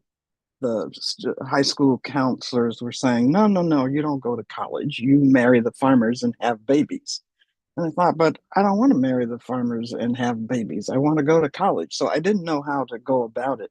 There were no computers, there was no internet, there was none of that. So I just kind of followed the party line. But once I got there, I just couldn't stop. And I got a bachelor's degree, and then I went back and got a master's degree, and I went to law school. I loved every second of law school. What I hated was the criminal justice system. And that reminded me of something that you were talking about, Rick. There's all these criminal laws and criminal justice, they call it, and the criminals always outmaneuver law enforcement and the laws because they don't have to abide by any code of ethics or any regulations, and so we are constantly making laws, and the criminals are like 6 steps ahead. They've already figured out that you're going to make this law, and I just wonder if this isn't a situation, and like the situation that you mentioned, Rick, about making these passwords that the bad guys always get into. They're always hacking the system because they don't have rules like the criminals that they have to follow. So they can just sit around all day and try to figure these things out. But it makes me wonder if these aren't situations, the criminal system and this system, where we should probably be a daedalus and look up, not just across and in front of us, because we're not solving these problems. And then I think it never occurred to me that the schools were grading on a curve. I didn't care. I just loved being there and learning and finding out all of these things that were in the world that I never even heard of. That, I could care less. I didn't go there to get a degree so that I could get a better job or any of that stuff. That stuff was all off the table for me because I was older. And I just had a job. I had children, so I had to provide for the children. And this sort of thing. So it wasn't going to school to get a better job or any of that. I just loved the learning. And even here, maybe we need to be dataless and look at a different angle about education. It's not necessarily about getting the better job and making more money. And maybe it's about learning what the world is, what the world could be, because somebody out there has answers. We're just not focused on that particularly. When people think they should go to college, get a degree, get good grades so they can get a better job and more money and all of this, maybe that's the wrong angle to pitch for education. I would still be getting it. When I was treated for cancer, and I was in the hospital, and I thought, oh, I should go to medical school. This is fascinating stuff. It's like, could I get some kind of scholarship or something? Like how the body works and how all these things work together, and the blood does this and the brain does that. It's like, I definitely should go to law school. I mean, medical school. So I am still working on that one. But yeah, I am the perennial student. I'd go forever if I could. I just can't afford it. So I don't no, don't be disheartened about your perennial student people, John and Jenny. It could be a good thing. You know, maybe they'll find the answers to some of the issues that we're talking about. We just haven't given them a chance yet. They haven't found it yet. Yeah. Well, with Geneva, I was a theater major. I was like, oh, perform, perform, perform, theater major, theater major. I get my degree, $200 in my pocket, one suitcase, one Greyhound ticket. I go to New York in a Greyhound bus, and I said, New York, here I am. I'm ready to work. Guess what? No work, no work, no work. Right. And I started saying, why didn't I take a business course or something? What am I going to do? Well, I'll tell you what, I took one typing course in high school that came in handy. So I was able to survive being a clerk Yeah. type to start, that. Yes. And then eventually I got paralegal certificates and worked in law firms because there was just not enough work in theater for Asian actors. It's much better now, but in the 70s and 80s, forget it. It was like, Mhm. it was horrible. It was, I Yeah. know the feeling. Yeah. yeah, yeah, Yep. yeah. Yeah, I laugh because my high school typing course also came in very, very handy. It's like when I took it, I had no intention of becoming a programmer. I thought I was going to become a doctor or a biologist or what have you. But when I did start programming, it was really convenient that I could type really fast. Yeah. It's just really helpful. Sitting by other programmers are doing the hunt and peck method, and I'm like, wow, you can't get your ideas out of your head fast enough. But this typing course is Yeah. at least as important as my programming classes were for making me program well. Yeah, So yeah. I like typing class. Anyway, why don't I take us Steve to Jobs' calligraphy class was like one of the most important ones that he talks about, when he was building, what the types of font that would exist on the Mac computer. I Calligraphy. Oh my so God. want to study calligraphy. Oh yeah, me too. Yeah. I can get a Anyway, degree in that. I'm Yeah. going to take us to paragraph 13, second paragraph of the introduction. We'll start with the reading and then we'll pick it apart. He says, we are aimless, and by he means moderns. We are aimless, obtuse populations of dependents and victims.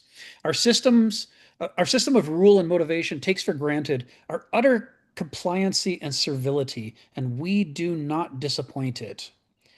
In our minds, most of all, we're trained to be slaves to an order we trust to tell us what is important to know, what reasons we're living for, what is healthy and sane, and what our ultimate responsibilities are. Moderns are slaves to their inhuman slaves. Um, but indeed, it can make no sense to blame the devices and conveniences we've capitulated to. Not just nature, but the world of artifice too abhors a vacuum. Technology has grown into technocracy opportunistically and by default to fill the void of principles of individualizing self-determination, culture, values, conscience, philosophy, religion. So let's unpack this.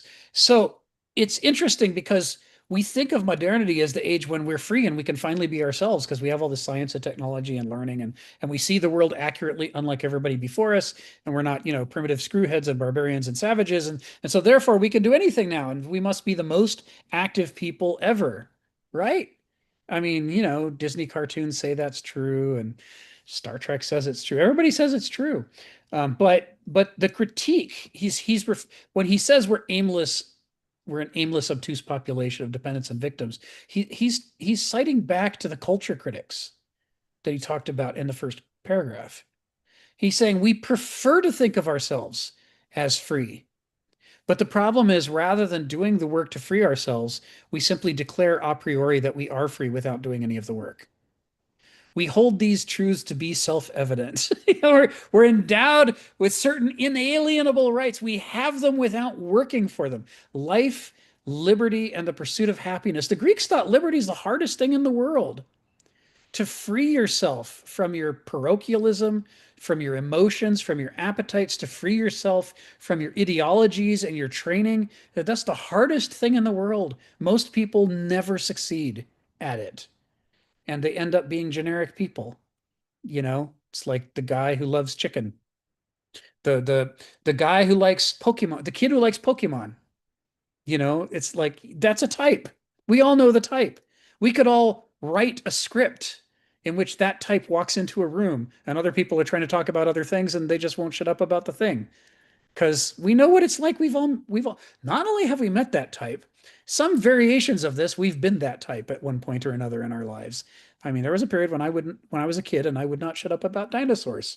And they used to call me the dinosaur dictionary. I thought dinosaurs were awesome. I did not understand human interaction, social stuff. My social IQ was very low when I was a kid, but I sure knew dinosaurs. So whatever they were talking about, I tried to wrench the conversation around to the thing I knew.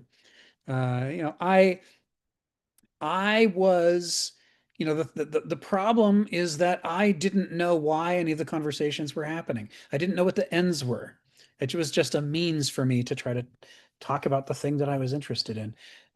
So dependence. So he's in this in paragraph 13. He's really contrasting and directly slamming together what we think of ourselves as and what the culture critics think of us as. And the culture critics say it's not an accident that the people that thinks it's the most free is the people that is the least free. Because if you know you're a slave, if you know you're in chains, you can fight to escape it. But if you think you're free, why would you fight to escape your chains? You don't think there are any. So you happily exist inside your chains that you don't know are there. This goes back to the question Stephen used to ask, about how was Fenris leashed? How was he shackled? And he was shackled by a tether made up of things that he couldn't even perceive. Subtle things outside his awareness. And it was the only thing that could shackle him. He was so strong that if he knew there was a shackle, he could break it. It's only the shackle he didn't know about that could keep him perfectly trapped. It's the only way. And that's how we're trapped. We're trapped because we think we're all free. And so we don't try. We think it's our birthright, that we're born objective. We're born clear-headed. We're born seeing reality the way it is. So we don't put in any of the massive amount of work that's required to actually accomplish something like that. It is exactly like The Matrix. That when they made that movie, The Matrix, they were doing it in part after conversations with a philosopher friend of theirs. And the philosopher friend of theirs was saying the kinds of things Kenneth is saying here about, the Matrix has you. It's a prison you can't see, touch, hear, taste, or smell, but it has you. And it has you because you can't see, touch, hear, taste, or smell. The prisons you can see, touch, hear, taste, or smell are the ones you get out of. So modernity has to hold you more subtly than that. And by doing that, by encouraging us to think we're already adults, I mean, all you have to do is wait till you get to a certain age and voila, you're an adult for free. Everybody's an adult. Isn't that great? This is A's for everyone, whether they did the homework and learned this material or not, is how modernity treats being a grown-up, being free, being an individual, all of the hard things. It says, congratulations, you are already a winner, right? As all the cons that we used to get in the mail used to say. That's what modernity says to us. So The result is we're really easy to manipulate. Why is it called a con game? It's a confidence game run by a confidence man. And the way that he screws you is that you are confident that it's not a con game. You are confident that you're a winner. You're confident that you're in charge of your situation. And that confidence is your undoing. All con games are based on your certainty that you're a winner. And because moderns are sure that they're winners, they're the easiest in the world to con. They're the marks that con artists look for. And it's not an accident. It's because if you're a bunch of con artists and you want to run the world, you want to get in charge of the educational system and teach everybody to be a mark. Because then you have so many great choices. Everybody around you is just begging to be conned while sure that they're unconnable. You know, they do these studies about advertising, and all these people say, well, advertising doesn't work on me. But the stats say otherwise. Advertising generates enormous amounts of profit every year. And it generates profit specifically because so many people think that it doesn't work on them. And because they don't think it works on them, they're not phylactos, right? Remember Aeschylus and Agamemnon? They're not on guard. They're sitting on the wall, drinking and partying and having fun because, of course, nobody could possibly come and invade the walls and cause a catastrophe to happen. That simply can't happen. Why would I be on guard against it? This is how moderns are raised. And ironically, it frequently takes the point of the form of a kind of jaded sophistication, a kind of ironic, wow, you know, I've seen all this terrible stuff, and that's why I can't be conned because I don't believe in anything anymore. But what they believe in is that they can't be conned. That's why they can be conned.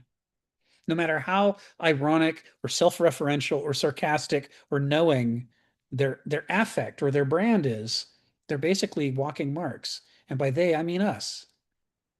So this is what he means when he says they're aimless. Remember, he said above, we don't believe in virtues, we don't believe in values, we don't believe in ought or should. Those are the things that would aim us from the ancient worldview. Without any of those things, we're aimless. We wanted to be free, and being free means we have no aim.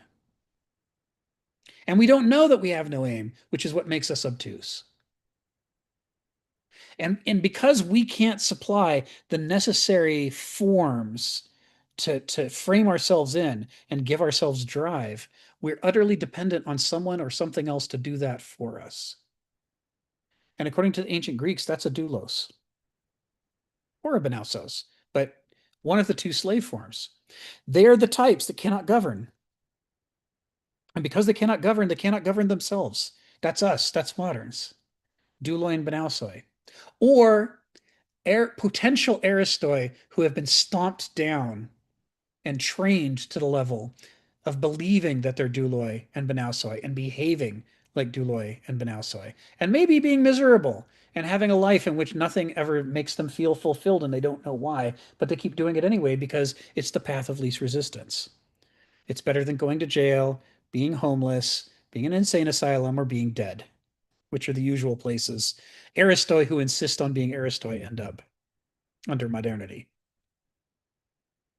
So when he says our system of rule and motivation takes for granted the utter compliancy and servility, and we do not disappoint it, right? That's what he means. It's our blind side that we're being compliant through.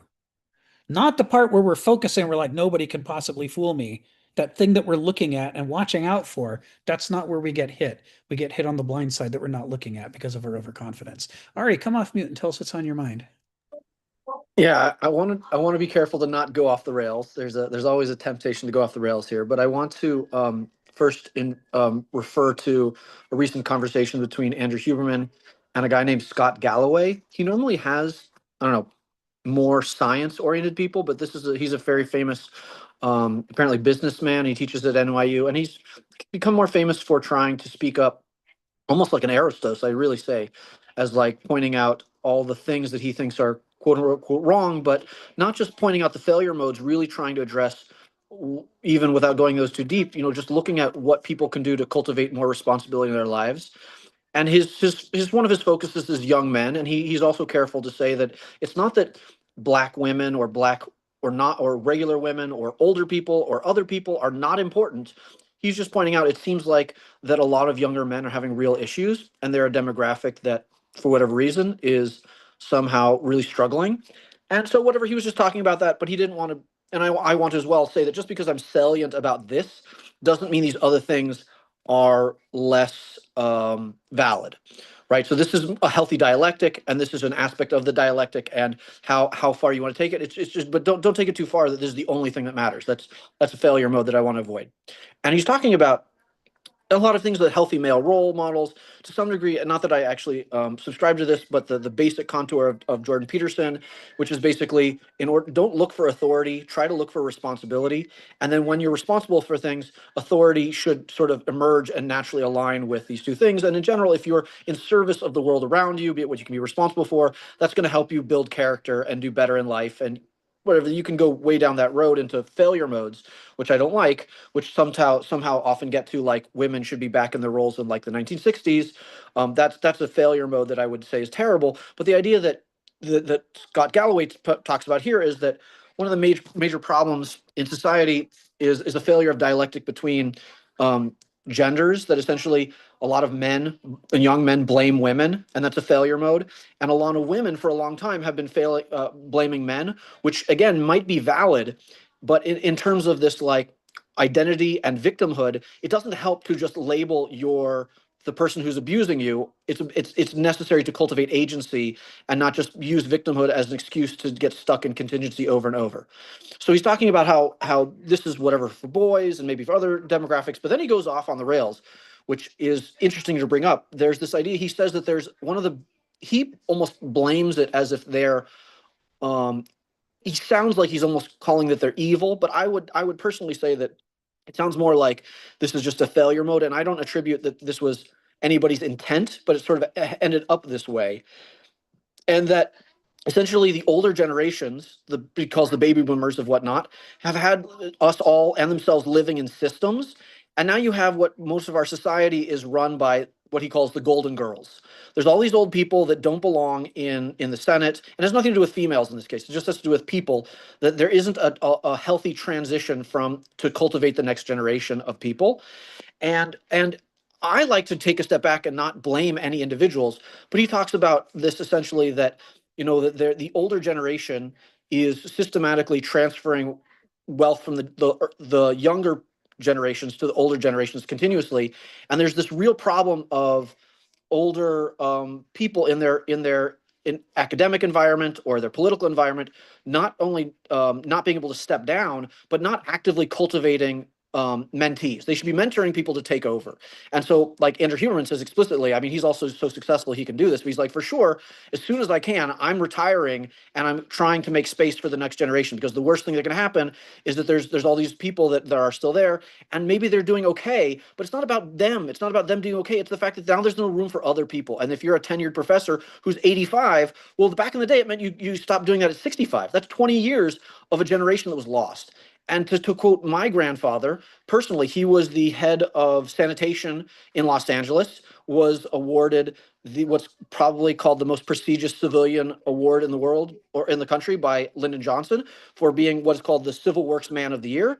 His specific thing was, at the day he's 65, he retires from his official thing, because he needs to have the next people have the responsibility to take on this. And if he doesn't do that, whether he's right or wrong, he was very invested in this mindset that I need to make sure that I get out of the way so that the system can be healthy and I'm not just a vestigial thing that's getting left over. And so, you get to this idea that people, again, in a failure mode, not blaming them, and me myself, that we're afraid of death.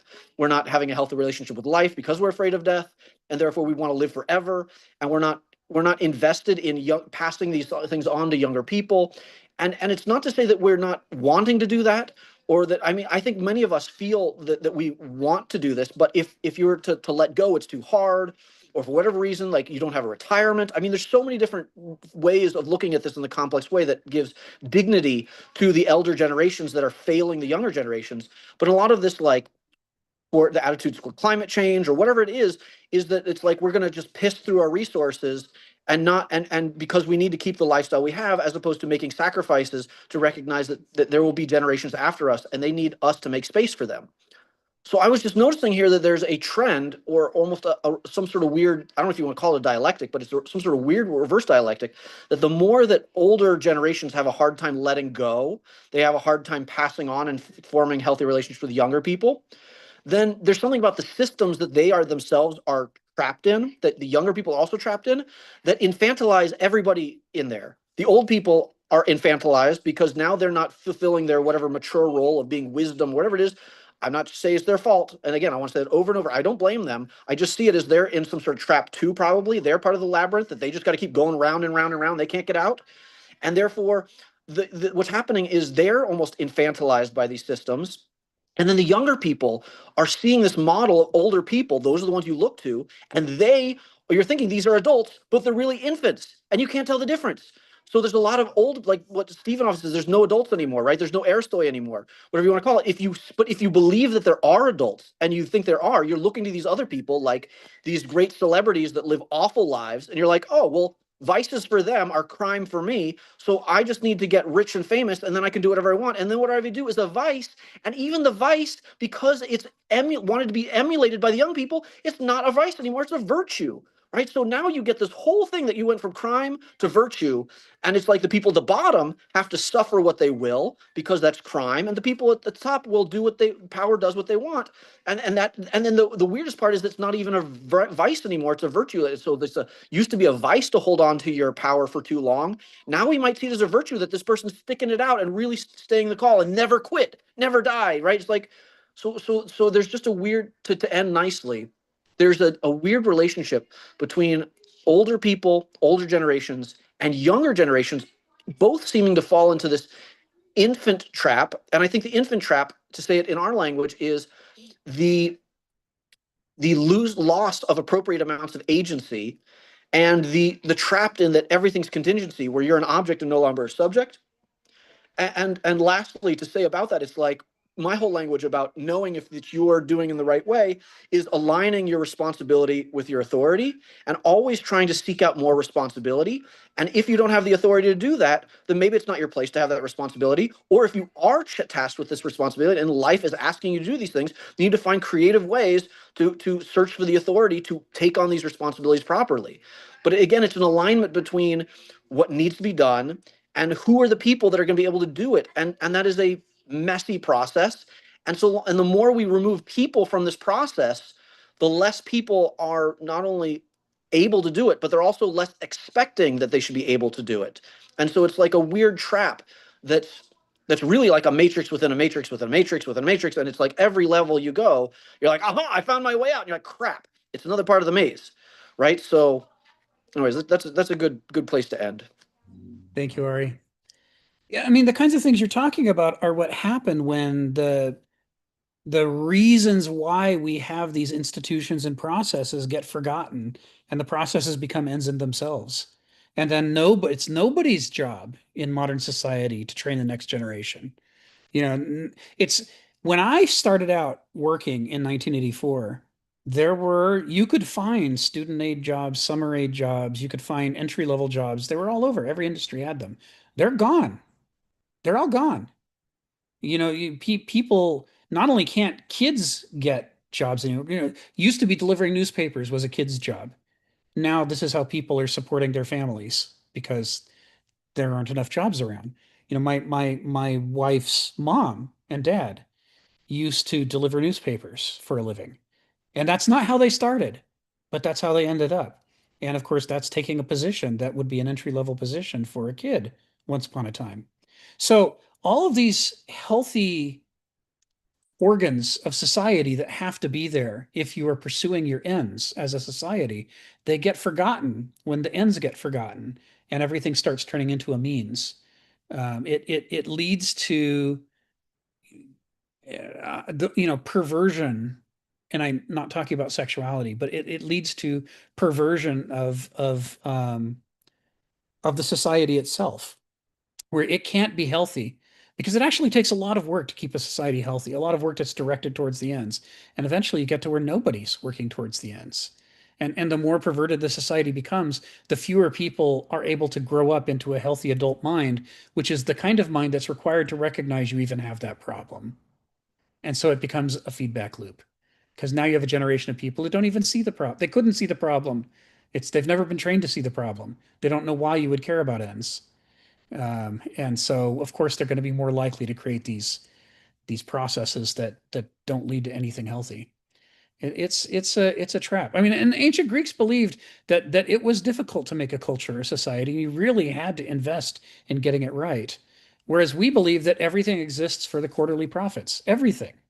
And so there's nothing that's sacred, nothing that should be protected because otherwise we'll all go extinct. In modern society, if people go extinct, that's just the cost of doing business. Who cares? But the question is, how look at my spreadsheet. This is a great spreadsheet. There's a cartoon that's running around. It's a post-apocalyptic campfire, and this guy's sitting around telling campfire stories to kids, and they're all like Stone Age again.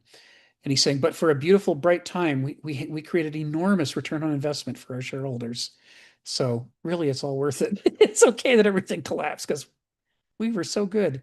Yeah. So the kinds of things you're talking about, these are obtuse, aimless, right? Dependence, victims, compliancy, servility. Who is it that's going to take the responsibility to make the organs of society healthy? Well, it could only be an adult, someone with an adult mind. And where are they? We're not training them because they're troublemakers. Joe, come off mute and tell us what's on your mind.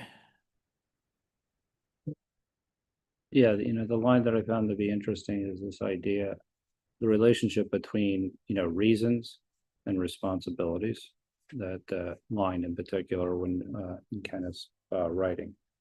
So, what is the reason that you're doing something to begin with? And this is the whole idea that you kind of get lost in the process itself. So the process becomes the reason you're doing something as opposed to what the responsibility actually is for the organism itself. And, you kind of see this quite often is that when you have things in economics, like things like rent seekers, they're called, just the idea that you're trying to maintain your position as opposed to actually trying to keep the organism healthy enough so that you're accomplishing whatever it is your goal is to do, whatever your goal is to do. And as you're saying, your goal becomes about the quarter, not necessarily about what you're setting out to do to begin with. And so there's incentives of that. So, drug companies are really well known for doing this. They'll switch like something with a particular drug, and they'll, in order to maintain a patent on something, and they're seeking rent. They're trying to kind of basically maintain their position, and they're not necessarily accomplishing what they were trying to do to begin with. So they're doing what is right for them in that particular situation, right? Maybe, but they're not doing what's right for the system, and they're not doing what's certainly not would be considered to be responsible. And if they were considered, if they're doing what they consider to be responsible, well, they consider it only responsible for their shareholders. They don't necessarily consider it responsibility in relationship to why they're doing it in the first place, which is actually then to hopefully cure people, heaven forbid.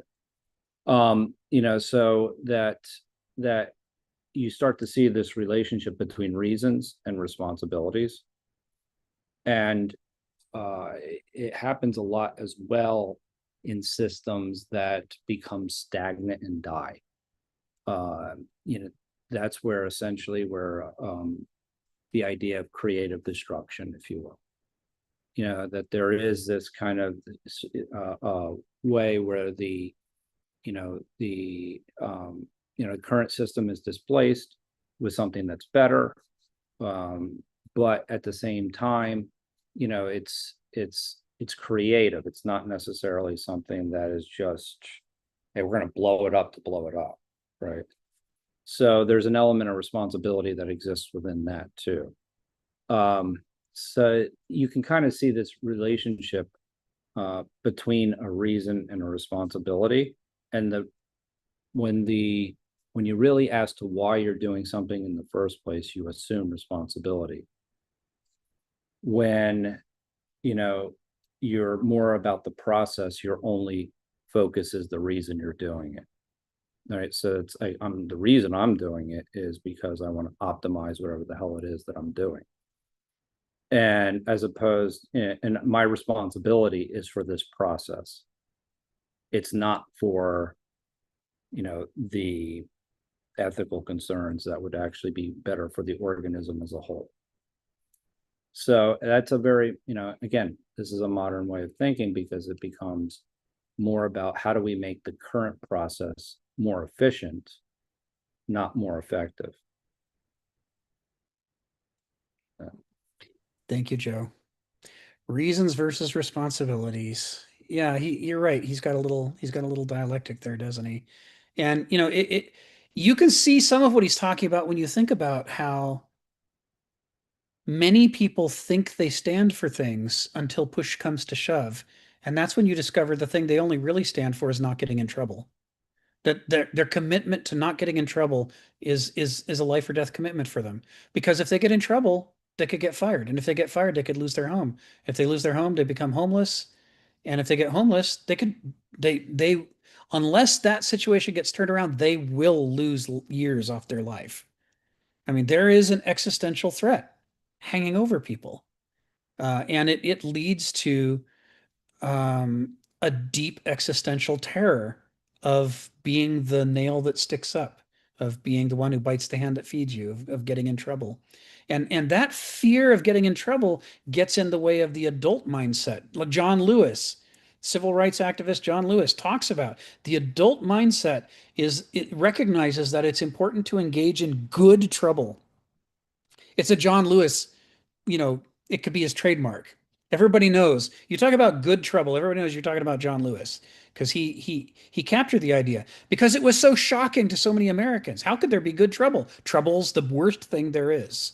Not getting in trouble is the best thing there is. And here's John Lewis going, if you aren't getting in good trouble, necessary trouble, then what the hell good are you? There's things that need to change, and the only way they're going to change is if you are willing to get in good trouble. But for many, many, many people, they're absolutely not willing to get in good trouble. This unwillingness to stand for anything means we'll go for anything. And because we'll go for anything, it means that we're compliant, we're servile. We let the system and other people tell us what the reasons are. To be a professional is to guarantee that you won't rock the boat with questions of ethics and morality and values. It's to guarantee you'll do what you're told and you'll do it efficiently. That's what it means to be a professional in this society, because it's all about not getting in trouble. And that's not good. It just assumes that the people in charge and the systems are perfect and that they don't make mistakes. And we all know they do. So, the only real way to be a professional in a coherent, healthy society would be to, of course, you bring up issues of values and ends. You try to make sure that you're on target, that you don't suffer from hamartia, that you don't miss the mark. A real professional should care about those things. But in our economy, the actual professionals, they all know that if they argue too much, they'll be seen as a bad team player. They won't get hired for the next contract. They certainly won't get the promotion. That's just how it's organized. I mean, I've been watching this for 42 years in medical software. It's remarkable. John, come off mute. Tell us what's on your mind. So regarding what you just said about getting in good trouble, I don't know if you've seen a movie called Falling Down, where the main character, he kind of flips out, but he thought he was doing everything right his whole life. He wasn't getting into any trouble. So it's kind of along that theme. But I wanted to talk about something earlier with the you're making the point about how the society, it's kind of becoming more corrupt in a sense, like the morals are degrading, and we're more powerful now than ever before. So like one of my favorite themes that you talk about is this tragic inversion. So like I think as a society we're headed for potentially a tragic inversion where like our own power could be our downfall. And I wanted to make a point about what Ari was saying with the elderly holding on to their positions for too long. And I just want to say, like, if you in today's age, if you go to school for 30 years, you have to work till you're 80 to justify it. That's a joke, but Yes, yes. But financially, it might not be a joke. Student loans are not a joke anymore. It's just like, oh my God. So, on the one hand, like a lot of the best humor that I appreciate, on the one hand, it's funny, and on the other hand, it hurts. Uh, yeah. it's yeah, it's great. Yeah, I met people who are like 60 still paying off their like student loans and all that kind of stuff. So yeah, it's kind of like you're enslaved to it. Yes, yes. And he's gonna, in the rest of the paper, he's going to really dig into these questions of these three character types. I mean, we got halfway through the intro today. We'll do the other half next week. But after that starts the paper proper, right? All of this stuff that we've read so far, the abstract is just a high level summary, and the prefatory caution and the intro together are both trying to say it's going to be hard to understand what I'm about to say. And here are the reasons why it's going to be hard. And if you know those reasons, maybe you can help compensate for them and open your brain to what we're about to talk about. But week after next, we'll get into the beginning of his section, Greek philosophical anthropology. And that's where he introduces why the Greeks get into these ideas and so forth. But what he's establishing here in the intro is this idea that, which he will massively expand on when he talks about the three character types. Society can't survive without people who are gardeners of the society. Somebody needs to be figuring out if this is a healthy garden bed or a sick one. And if it's a sick one, they need to intervene to fix it. And if society becomes hostile to those activities and says nobody can be above the rules, nobody's above the law. How many times have we heard that in movies and TV shows? No one's above the law. Well, if no one's above the law, then we're all slaves. Who's going to shape the law to make sure that it's just and healthy? It has to be somebody who can reach above the law and change the law. If everyone is always subject to the law, then we'll be stuck forever in the like the Holocaust. It was illegal to try to save the Jews from the Holocaust. It was in the law. If nobody's above the law, the Holocaust goes on forever. So this whole idea that everything can be reduced to a simple machine that follows simple rules and that will lead us to a practical paradise it's fundamentally insane, but it's also the bedrock assumption of the modern world. The modern world is really hostile to anybody getting out and tinkering with it. And one of the reasons is the laws and the policies and the processes are treated as rules of a game. By Banausoy, they can't conceive of it as anything but rules of a game. And they learn how to game that game, how to cheat the game, how to min-max, how to win. And if you mess with the rules, you're costing them an insane amount of money. They'd rather you die. You must not mess with the rules. They can mess with the rules because they see an opportunity to make a whole bunch more money. But you get in and mess with the rules to block them, and they'd rather you're dead. It's that this is what they live for. This is what they understand. So people are punished if they attempt to get into good trouble. John Lewis was punished heavily, right? I mean, he got beat, and many people would rather not get beat. They can't imagine anything worse than being beat. Defining better, yeah, well, that's going to be tricky. So the point of this intro is to get us to recognize where we've got blind spots, where we've got reflexes that are going to make us really uncomfortable with the discussion that's going to follow. And he's like, if we can see those reflexes and we can see those blind spots, then it will give us the opportunity to see past them to what the Greeks might really have been talking about and why they might have been trying to say it. The fundamental assumption is that and Aristotle makes this repeatedly, that for every species there are unhealthy forms and there's healthy forms, and they're legit. And there's immature forms and there's mature forms, and they're legit. They're real. They're part of what makes the species tick. And to understand the species, you can't only always study the immature and sick forms. It's necessary but not sufficient. You don't really know what a cheetah is until you've seen a healthy, mature one run like the blazes.